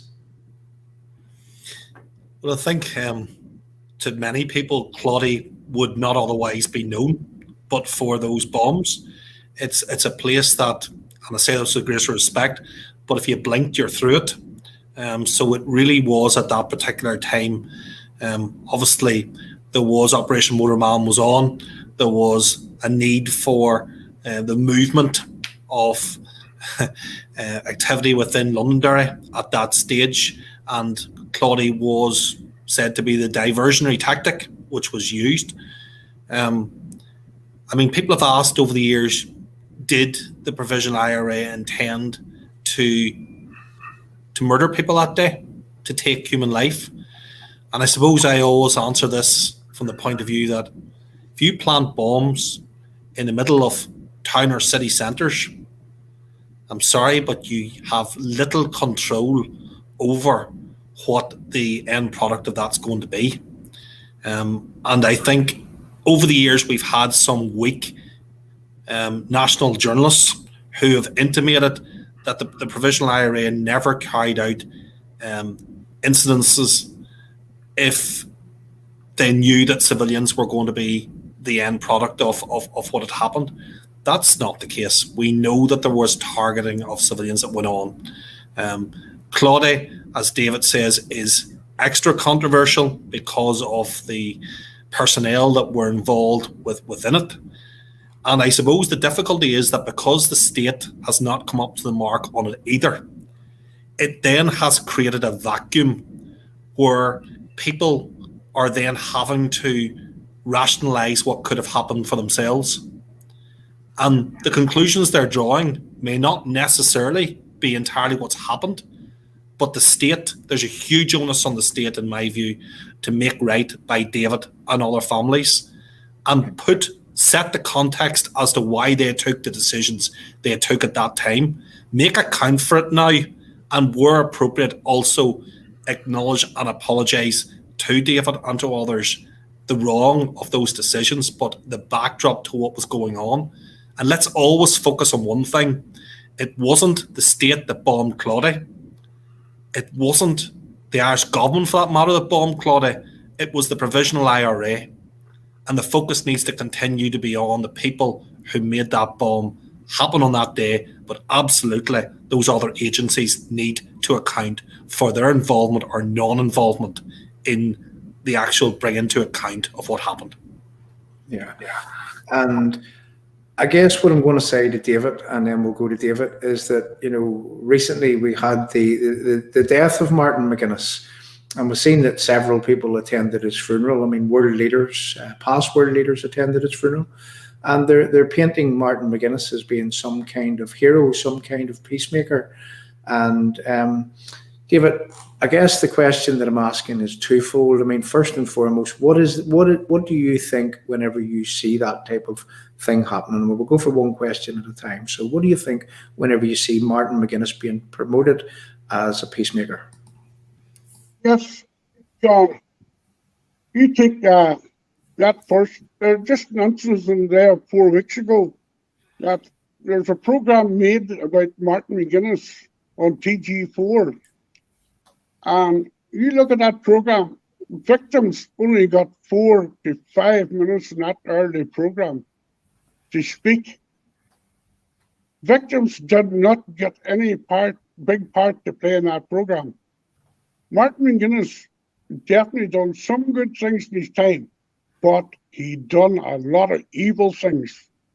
As in 1972, you know yourself, John, he was pictured as a car bomber. You know what I mean? He said openly he joined the IRA in 1972. The question I would like to ask Martin McGuinness, what did he know about Claudy And a lot of Clary families on both sides of the community would like to ask that question too. Why did the IRA pick Clary? And I guess where that leads to for me, and excuse to the live stream here, what we're doing is we're switching between mics here when we're doing this. But, you know, we had people of that day who were mainstream media journalists. They came from the Spotlight program, people like, was it Peter Taylor? People like, is it Dara McIntyre? And amongst others. Again, there was another man there that came from, John Sweeney was another one. And, you know, John Sweeney recently said that Martin McGuinness was his hero. Peter Taylor, he said that if he had been if he had been living around Derry, London, Derry at the time, that he would have joined the IRA. And, you know, that guy McIntyre, what did he say? He said that he painted Martin McGuinness as being some type of folk hero, a Che Guevara type figure. And that's when Martin McGuinness was actually handing guns to young children. We can see the pictures, and I know the picture that you're talking about there, David, when you say that there was a picture of him putting a bomb in the boot of a car. And David, I would like to just say that I would like, if you don't mind, at some stage for us to have this interview and for us to go into detail and to allow me to go and to source those pictures. And what we can do is we can tell the story and we can show the man for exactly what he was. And we can also show people what it is that others are actually saying against him or saying about him. And we can show that in America, especially, you know, where we have the mayor or the previous mayor of New York, where he was painting him as a legitimate Irish army. You know, he was attached to the legitimate Irish army.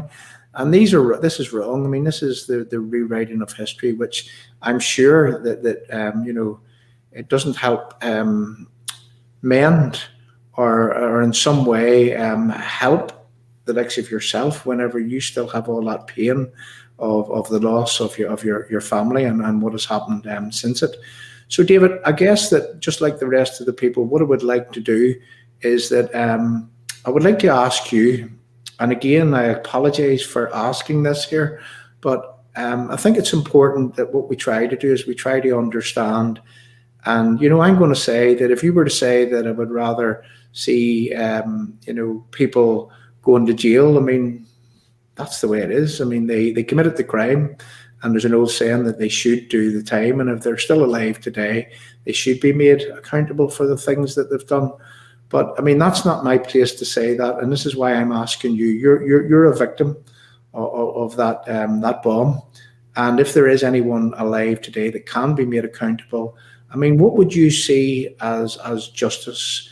Would it be an apology? Would it be someone going to jail, or would it be I don't know, an acknowledgement? Would it even be that we need our government? You know, our own British government and the Irish government, who seems to be responsible for these people. Would it be that these people need to ensure that you know, the Republican movement tone it down and they stop actually agitating against and adding insult to the injury that they've given to victims just like yourself, David? So, what would be your form of justice? The way I look at it, John, is like this here. You're never going to get justice because the terrorists will always want 2 years in jail is like a slap in the back of the hand. The way I looked like to get justice would be for what the British government, the Irish government, the Northern Ireland office, what part they played in Clary. What did they do to cover it up? The Roman Catholic Church, I have good faith from people that told me that when Clary was bombed, there were young boys about 22 to 25 years of age, groomed by Father Chesney to do the bombing and stuff like that. There were about 30 people bombed Clary. I know that for a fact. I have covered it. Getaway cars, stuff like that there, but that's what I'd like to see. What part they all played on it. You know what I mean? Come clean. After 50 years, come clean, John. That's the question I'd like to ask every one of them. What part they play? Again, for the live chat, I mean, there is a lot of controversy which surrounds the Cloddy bomb or the Cloddy bombings. And that's something that, Kenny, that I would just like to go into. And we would like to lay out the evidence as it stands. And we would like to present the case in a way that has never been presented before. Because let's face it, we can't rely on our mainstream media to do this. And we can't rely on our own establishment to do this. And, platforms like this, we can only get better, by the way. I mean, we're pretty amateur at this type of thing, but we can only get better at presenting these type of things and scratching the surface.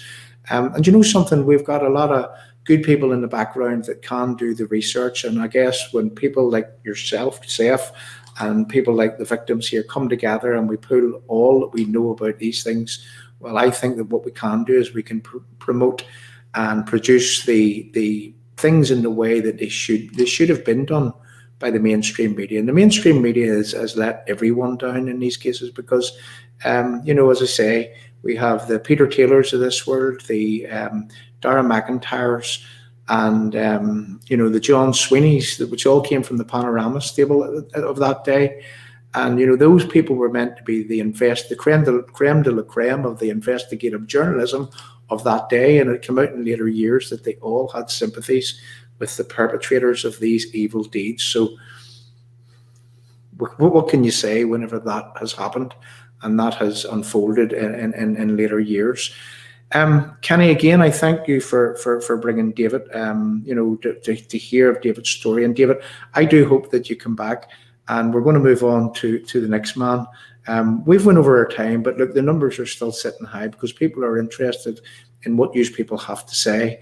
And as I say, individually, I hope to go through with each and every person here, and we can do a proper show, actually scratching the surface, doing the research, and producing the newspaper clippings and any video footage of that day where we can present it to the people in order that we can document the reality of what happened in that day. David, thank you very much for coming along, and we're going to drop you down here. We'll go over to Kenny, and then we'll bring Shane in, and Shane can tell us all about his story. So hats off to you, David. Thank you very much. Thank you.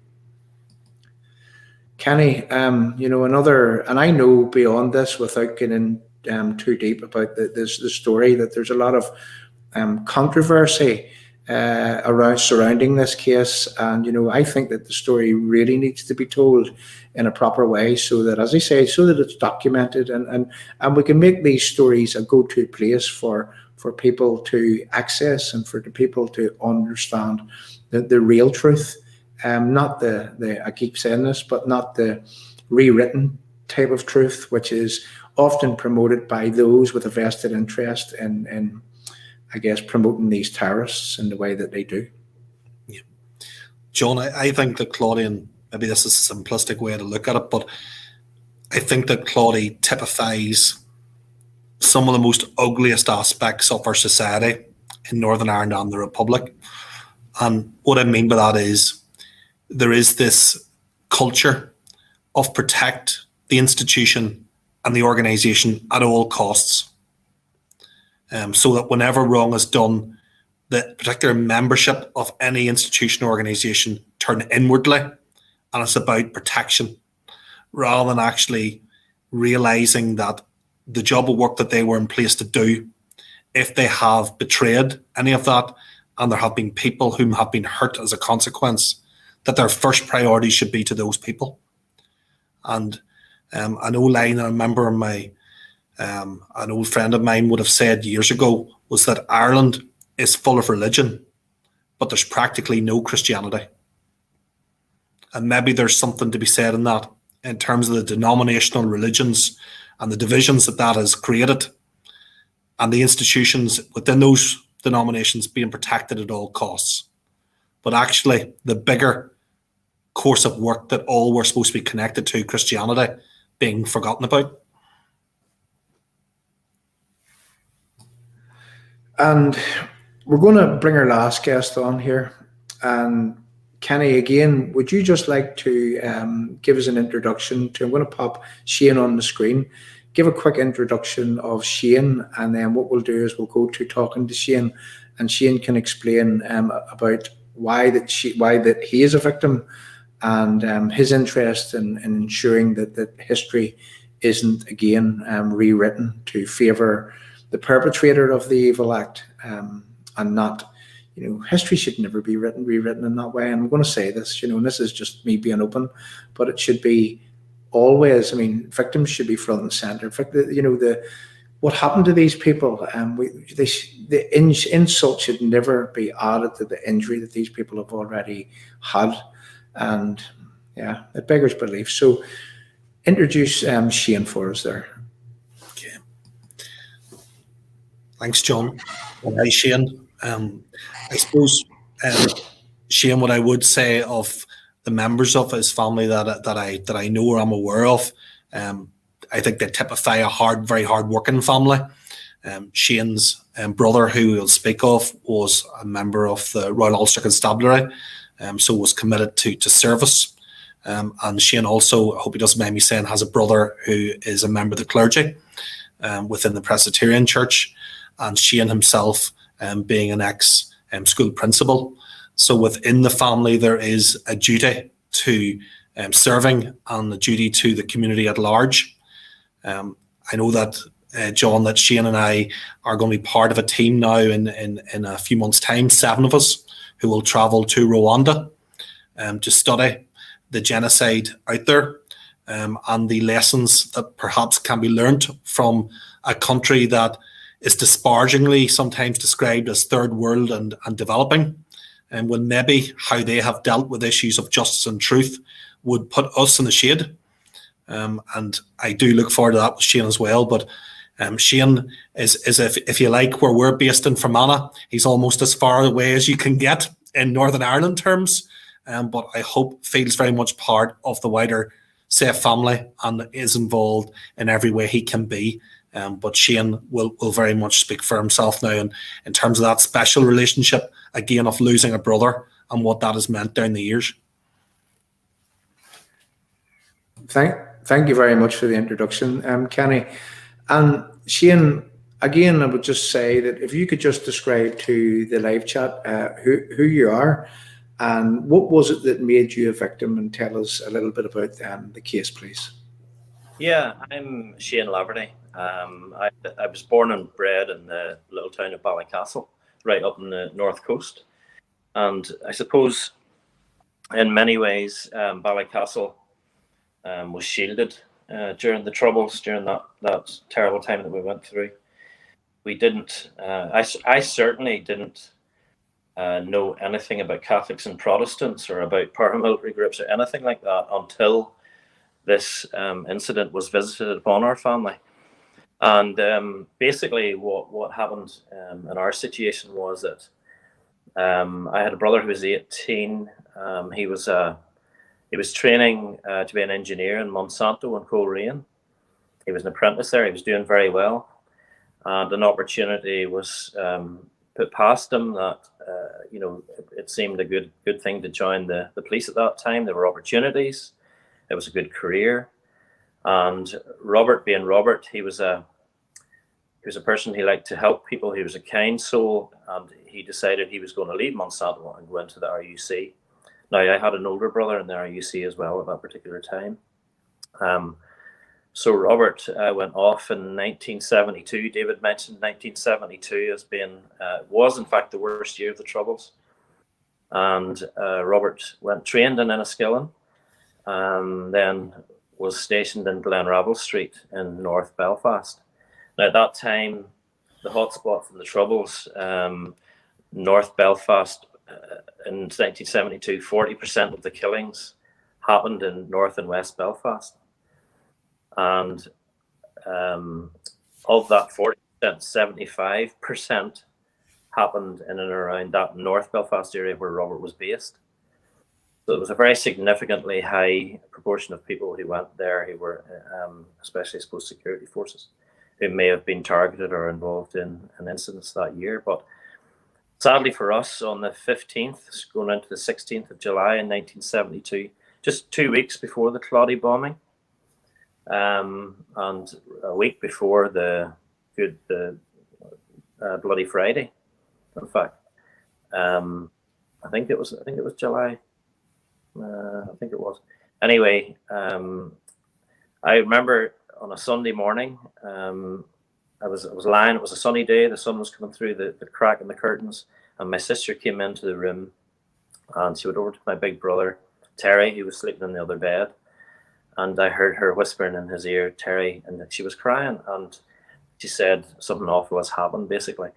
And I, to be honest with you, I was lying pretending to sleep because I didn't want to go to church, because we were all sent to church every Sunday, and I was 10, and as soon as I heard the words, "It's Robert, he's been shot," it was awful, and the tears flowed, and it was an emotional, absolute roller coaster and nightmare from then on. So anyway, Robert, stationed in Glenrabble Street, he was to come off duty. In fact, he had come off duty, but there was an incident was phoned in on a forecourt of a garage. There had been some sort of a break-in, or alarm had gone off, and they needed the police to visit. Now, if you think about that one thing on its own, those guys were going out not to visit any harm in anybody. They were going out to help people in a nationalist area. And Robert volunteered. He was off duty. He volunteered to get into that police car, and he was in the back seat. So they went to the place where the alleged incident had happened, and the HET folk have told us that there was an ambush set up there, but it was for an army patrol. And when Robert's patrol car came past, they thought, right, we'll take this opportunity. And basically they opened up, and Robert was sitting in the middle of the back seat, and he was shot. He went unconscious, and he didn't regain consciousness, and that was it. He passed away. Now, in context with my family, my mum, she had been widowed 10 years prior to this. My dad died at 38. I'm the youngest of 7. Robert was the middle child, and so he was a kind of a linchpin. We are a family of strong faith, strong Christian faith, brought up in a very it's pretty much a nationalist town. But we were, I suppose, recognised as being, a good family. My mum had done a great job in rearing us on her own as a widow. And this visitation of murder and death changed her forever, changed her for the rest of her days. And it had a very significant impact on our family unit, which I can touch upon as we talk on. In terms of my progression after that, I mean, as a 10-year-old in the town, I can remember shortly after the incident happened, we had to get extra security on our house because some people took it upon themselves to come and shout obscenities. There would have to be an increase in security patrols, which was unheard of in Ballycastle, around about our house, because there were people who decided that they would have this triumphalist approach, and sympathisers, I suppose, with that movement who took Robert's life. So we had to get security doors on the house. Phone calls were often made to the house to my mum to annoy her late at night, and suggesting, they phoned the security forces at one stage suggesting that there were guns in our garage in the bungalow where we lived.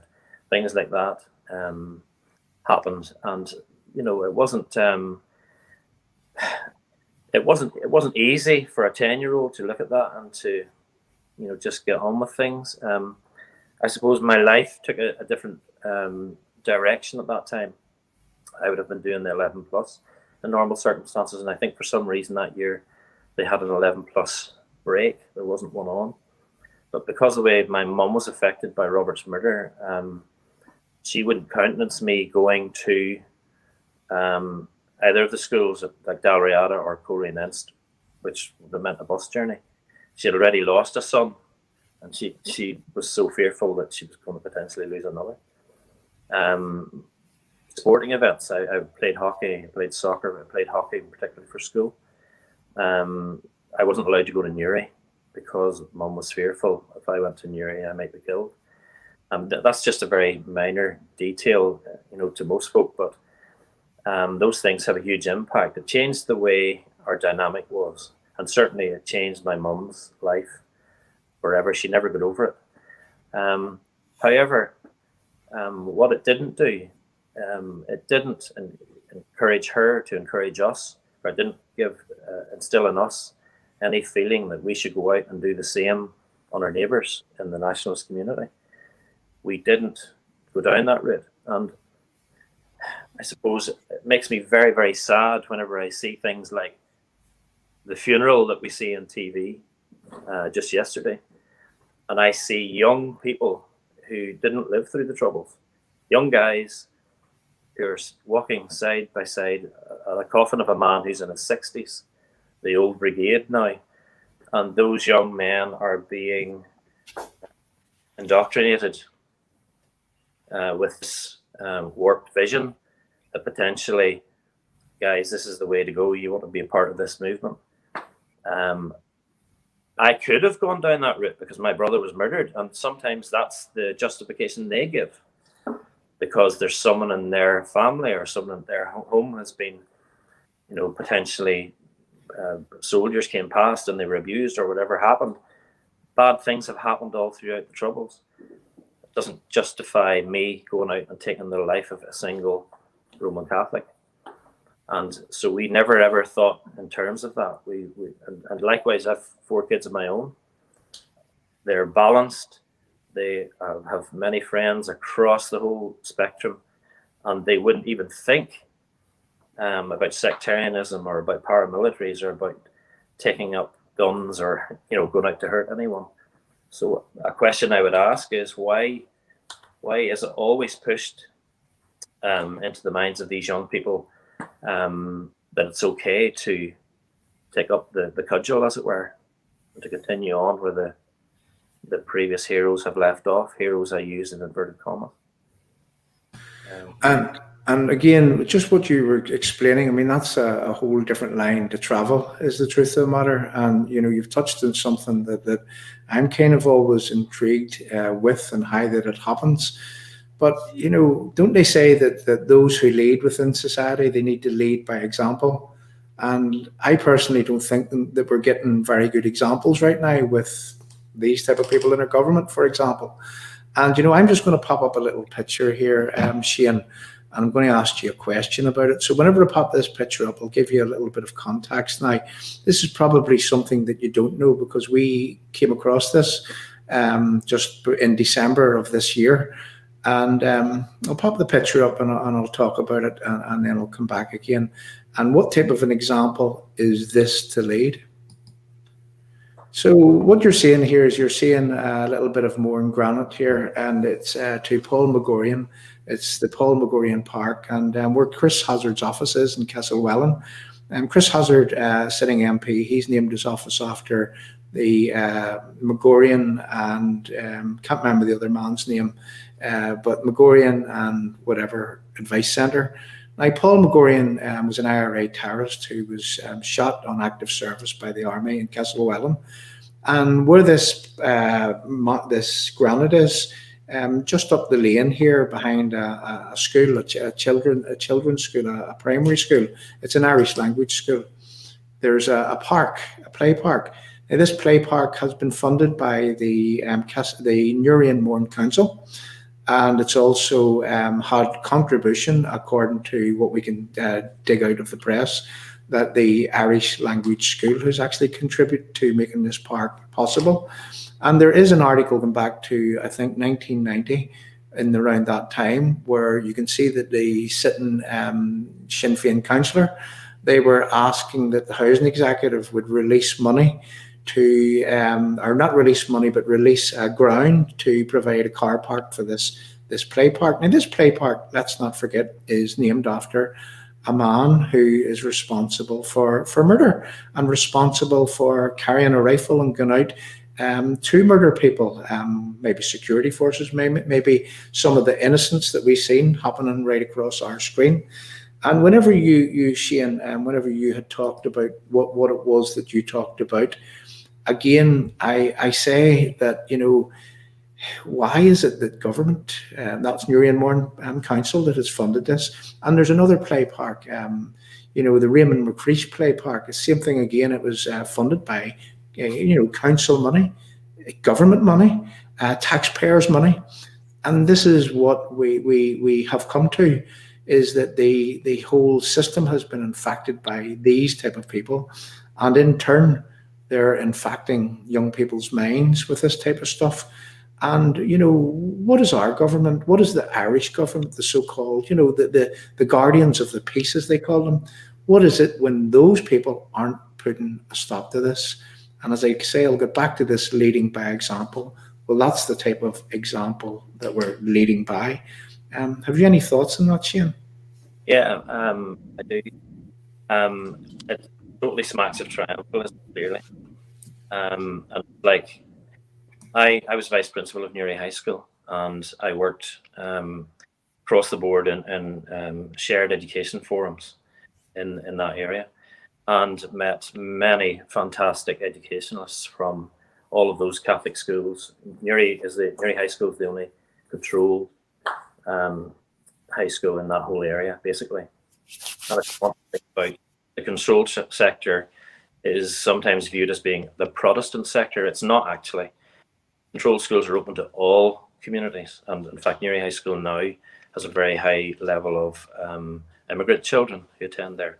But there were a very large number of Catholics at that school as well. However, all of my life, I have worked in shared it. From the very moment I went into teaching, that's what I wanted to do. I wanted to try and get young people to come together, to work together, to see the horror of the very thing that you're describing right now, this kind of triumphalist approach. These people have learned nothing from the past. History is so important, but we have to learn from it. And if we take away all the vestiges, all of the things that are there to kind of steer us to take a better path and to take the right path, we'll never know what the right way is. But for me, yes, that's an affront, because these people clearly went out to murder and to slaughter and to cause mayhem. Now, Chris Hazard is a very eloquent and articulate speaker for Sinn Féin. He's no slouch, and he knows exactly what he's doing whenever he creates this type of a monument, because it's not just a stone. It's an affront to those people whose lives have been taken barbarically, more often than not, without thought for any of the consequences for families or for future generations, because it just doesn't stop. Like the rest, I was 10 whenever my brother was murdered. I'm 59 now. That impacts me on a daily basis, believe it or not. That impacts me every day. I think about Robert.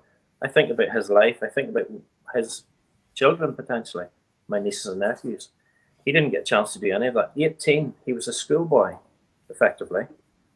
He would have been doing his A-levels had he still been at school. So he was only a young fella. He went to help people, and he was taken out.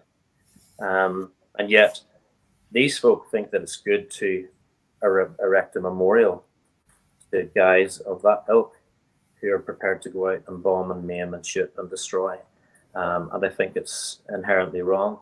But I think the answer to that problem not only has it to come from government, it also has to come from that community where that is. Those people have to realise, look, if the vast majority of my community went out and voted the same way as they do, then we would have terrorist organisations in government. Totally. They have to decide what way they're going to make their vote count. And they have to decide, is that acceptable? Is that what we want for this new future that they keep talking about? Potential new future? Because it just smacks of triumphalism and all that's kind of not good, let's just say. And Shane, just one more question, and I've asked that question to everybody. And again, I apologise that I'm asking in this way, but what would be justice for you? What would satisfy you for Do you want someone to go to jail for your brother's murder? Do you want, an apology? Do you want, a recognition that what these people had done that was wrong? I mean, wouldn't it be a good start again if they stopped agitating against people in the way that was shown that they do? What would be justice for you?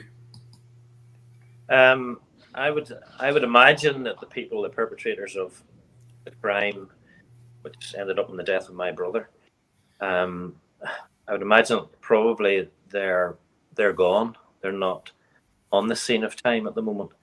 Although, according to HET, which wasn't very useful, according to HET, the people who were witnessed running away from the scene were of the age group about 18. So potentially there are some people in the movement who know perfectly well what happened and who could shed light on it. What gets to me is that almost on a daily basis now, we're getting to see an inquest into the death of someone who was killed by security forces or by the army or by whatever means, and there are things being uncovered, and the coroners and the various people are making statements which exonerate these people, and we seem to be left behind. Justice may not prevail on this earth for me right now, the way I might like it to prevail, because you can't get away from the fact that if I took a life tonight, I'd have to face those consequences. That's the way it is. But it's not the way it is in this romantic kind of, I don't know how to describe it. This war that they call it is romanticized, and you're fighting for the old homeland, and it's us against that old enemy. And it's okay to go out and kill and to slaughter and maim. And don't worry, because actually the British government don't have the will to come after us. And in fact, I would go as far as to say you can see that happening with the funerals in the last recent months, where we have a very clear set of regulations and rules, which I'm obeying. You're all obeying, hence this meeting by Zoom tonight. And yet these guys can turn their nose up at the rules and regulations because they know the security forces are not coming after them. So to ask me what is justice, I find it very, very difficult to put my finger on what justice is right now, because it seems to me that the bad guys, in my eyes, are getting away with things, and the rest of us, we'd be punished for doing those same things. So justice for me, it may be too late because those guys may have passed on. I told you before, I'm a person of faith. They won't escape justice on the other side. I just want to put that in there. God will judge people who have not repented. I know a lot of people don't turn off whenever they hear that sort of thing. That's the belief I have in my heart. That's the end game for those guys. If the government here in this country are not prepared to mete out justice, they will get it in the end. If I was to meet the killer of my brother, I'll be honest, I wouldn't want to harm him. I wouldn't want to maim him. I know some people will find that difficult to understand. I would ask him a lot of questions. He wouldn't be my best friend, definitely not. I would like to know answers to a whole lot of things, and the whys and wherefores. But at this stage, I can't live my life again. I know the impact that death had on my mum's life and us as a family. Interestingly, it brought the siblings much closer together. And each of us has a story to tell, and every one of our stories will be different. My story is different and how it affected me to what my brother Terry and to my sister Jane and Velma, Sharon, Jimmy, my eldest brother. Incidentally, my eldest brother had to go back onto duty 3 days after his brother was murdered. That's the way it was back then. Straight back out onto duty. There was no such thing as trauma counselling or anything like that. And he has lived with that all these years, and that's a tough thing for him. But I'm not sure that I've well about justice, but I think those people are gone from the scene of time. I know what I would like. I would like to see one of the Finnegan family come forward and say to me, I will represent you and we'll take a class action against the United States government for providing the weapon that killed your brother. Because that's what HET said. The weapon that killed my brother came from America. So do away with all this romanticism about America. These senators and these people in power over there at the moment who are expounding the virtues of people like Martin McGuinness. That's wrong. It's not right. And that romantic story, it needs to be done away with. And those people that put money into a box on St. Patrick's Day, which goes to buy guns to support the movement back home, that needs to be told to them. The IRA or ISIS, they're one and the same. They went to the Middle East and they helped to train terrorists in the Middle East. They trained the FARC guerrillas. We know all that. That's a fact. Now, these are the people they're dealing with. The justice, it's a hard one to define for me.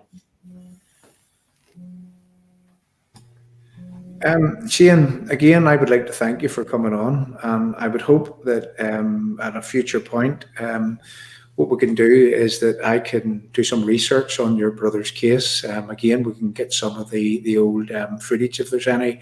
We can get some of the newspaper clippings, and we can go into an in-depth of what happened, because again, I think it's a story that really needs to be told, and it needs to be told in a way that, I mean, you're very articulate, and I think that you could do it justice in order that we can produce something that others can listen to and learn from in the future, because these stories do need to be told and they do need to be documented. So again, Shane, I thank you from the bottom of my heart. And, you know, we went way over, but sure, it was worth doing. It was, and the numbers have stayed really, really good. So Shane, I'm going to pop you down. Oh, sorry, let me bring you back again. Bear with me. 2 seconds, Shane. Go ahead, over to you. Tonight, Martin McGuinness's name has come up tonight now. I was a principal of 2 post-primary schools. And again, I was in Limavady High School, and David would know Limavady High School probably very well. David being from Claudy. But at one point, 500 children a week sharing classes between our school and St. Mary's, the Catholic school and the Protestant school. So that's where I'm coming from, okay?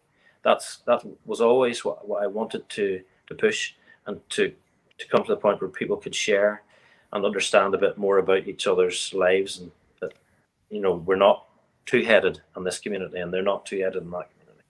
But Martin McGuinness, whenever he was lauded and eulogized right about the time of his death, I was suffering a lot of stress at that particular time. I went off sick.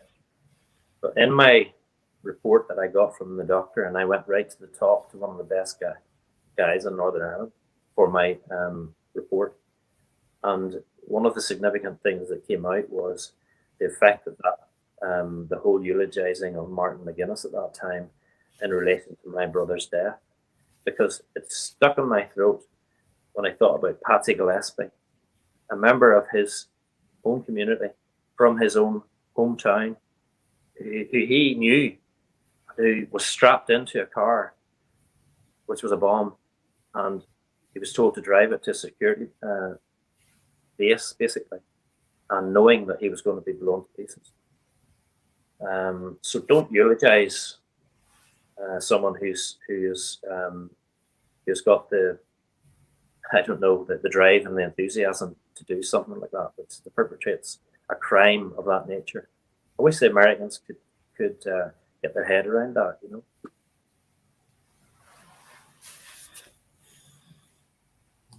Just before we close, and it's on that American theme, is that, you know, I mean, I'm going to take you back here to 1995, December of 1995, when Bill Clinton, he visited Northern Ireland, and he went to Mackey's factory, and he was picking up the piece in Mackey's factory. And it has come out in later years that whilst Bill Clinton was in Mackey's factory, his advisors were in Clonard Monastery, being told that the so-called IRA ceasefire was over. And in January of 2006, the IRA planted a bomb in Canary Wharf, and causing £500 million worth of damage.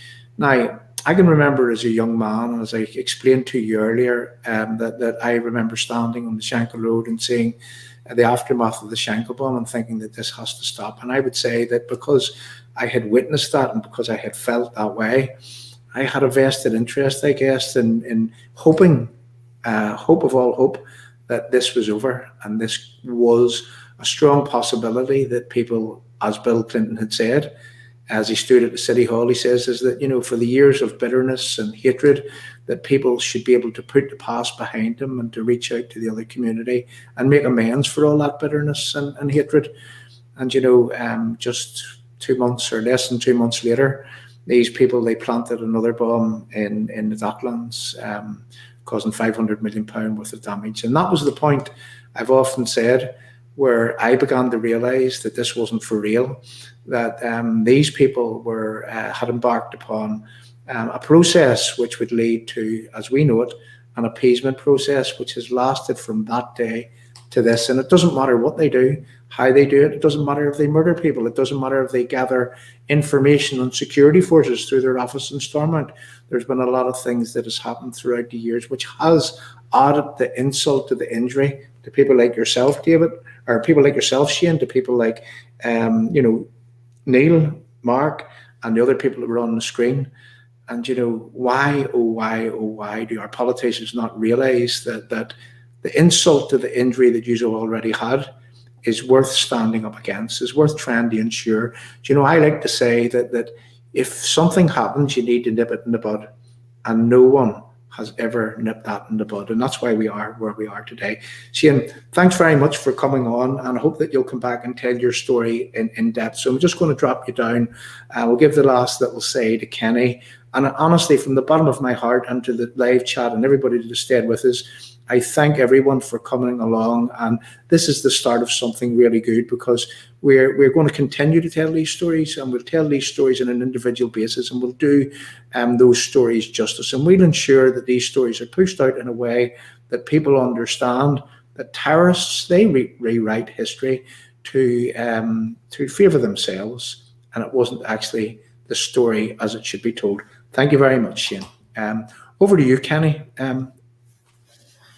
Okay, I'm just saying there as well, John. We've a new person join us. Shane's cat there, that he was stroking.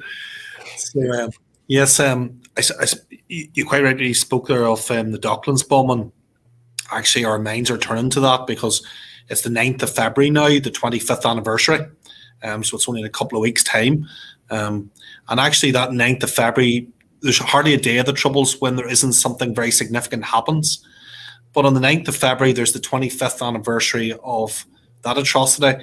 And also that day marks the 50th anniversary since the transmitter bomb in Brocker Mountain, Trillick in County Tyrone, when there were 5 innocent civilians murdered that day. 2 of them were actually BBC employees. And if you were to go onto the internet and search those gentlemen's names, you will see practically nothing in terms of their memory and what it is that they and their families gave. So as a civilian-based organisation, what we have, with a bit of support from others, we've managed to identify the 2 families who are in England and in Wales, and they will actually be coming over to Northern Ireland for the first time 50 years on later this year when COVID restrictions allow. A plaque will be placed at that particular site to mark what occurred, as well as the 3 localised families who are from the Mourns and who will be up for that occasion as well. But yes, the Docklands, we should also remember as well, excuse me, two innocent civilians were murdered that day as well, John Jeffries and Inham Bashir. So again, you know, 2 hard-working folks, one owned a news agency, all worked in it, and they fell side by side that day as well. So I really want to thank you, John, for the platform tonight to discuss these issues, and hopefully we can work together now in partnership going forward, because there are so many voices out there who haven't had a hearing thus far. People who've been impacted by the violence in Northern Ireland, the Republic, GB, and indeed the mainland European campaign, which seldom gets a mention. So just want to thank as well all those who did come on tonight to contribute, because they're reliving that as they're sharing it, and I know that will be a heavy weight, and they will think about it tonight whenever they come off. But the fact they want to engage with this now, John, is encouraging. And if you can facilitate that and ourselves going forward, then that's something very important to do. Yeah. Kenny, I'd just like to thank you for, the minute that he approached you, and we approached you back in November time with reference to the Enniskillen bomb, and we had a lady on our screen, a victim of the Enniskillen bomb, Aileen Quinton, who gave a powerful story. And, I hope that maybe Aileen can come on sometime onto this platform, because this is new in terms of promoting what it is that happened to the victims and ensuring that the history is not rewritten. Forgotten Voices Media. And again, I would like to say to people, if you're new to the stream, go and like and share and stick with us on Forgotten Voices Media on Facebook, also on YouTube. And what we aim to do is we aim to build this platform and to make it available across all platforms in order that we can reach as many people as humanly possible, because lots of people need to understand what it is that happened in their troubles, and that these people aren't honourable, and for far too long have they been rewriting the history, and we owe it to the people, our nearest and dearest, and even the people of our respective countries, of our respective lands that were victimized by these people. And these people that are the terrorists, they still add insult to the injury that the victims have already had. And in my book, that is totally wrong. And whenever our politicians are not doing it, whenever the mainstream media are not telling the stories as they should be told, well, it's about time that we told the stories for ourselves. So listen, Kenny, thank you very much. And yes, listen, this is a platform for you. And I would like to say that if you know anyone from the Docklands bomb or who can tell that story, that would be a powerful story to tell, because I've just given you a bit of the context as to the lead up to that bomb, and how that the American administration, how that they actually knew that it was going to happen and they said nothing. And that typifies, some of these American administrations over the years. And we'll not spoil the story, but I can tell you why it was that it happened, because there was spooks that came out that we've now had these people in their memoirs actually telling us exactly what the case was. And I have to say, hypocrisy with a capital H really explains as to what happened on that day. So thanks again to everyone who came tonight. Thanks again, Kenny, for bringing people along. And Kenny, if you would just like to say your last piece and goodbye to the people, I really appreciate what you've done. And whenever you finish your talk, what you finish saying goodbye, what I'll do is I'll play us out with a closing tune. Brilliant. And John, just to say sorry on the Docklands as well, that would very much be useful in bringing in the whole discussion around Libya, because the Docklands Victims Association, along with ourselves and a small number of others, are very much still pushing that issue. And that's another issue for which this state, our UK government, has been found wanting. Other nations across the world have done the right thing. This state has not. So that issue also needs a good hearing. What I want to say, John, yes, to all that have listened in to us tonight, and apologies that we have kept you a little bit later in the evening than maybe you would have been used to. But I hope that this evening has been thought-provoking for folks. And as I say, there are a lot of depth in the stories there this evening that hasn't come through, but that could be further explored, I think, in an individual context. So I appreciate, John, your offer to do that with the folks concerned. And just to say a very good night to everybody. And please, wherever you are, just keep safe in these times. And hopefully we'll be engaging with you again very soon. Thank you. Yeah, and this podcast will be available on various Facebook platforms: Forgotten Voices Media, Restore GBNI, Expose the Republican Narrative, and on Forgotten Voices Media and Restore GBNI on YouTube also. It's hard to get through all them and have to try to remember them. But look, I'm just playing this out, and thanks everyone for coming along. And again, you can watch this back, or you can share it on to others to watch from the platforms I've just explained. So thank you, and we'll play us out now with a theme tune.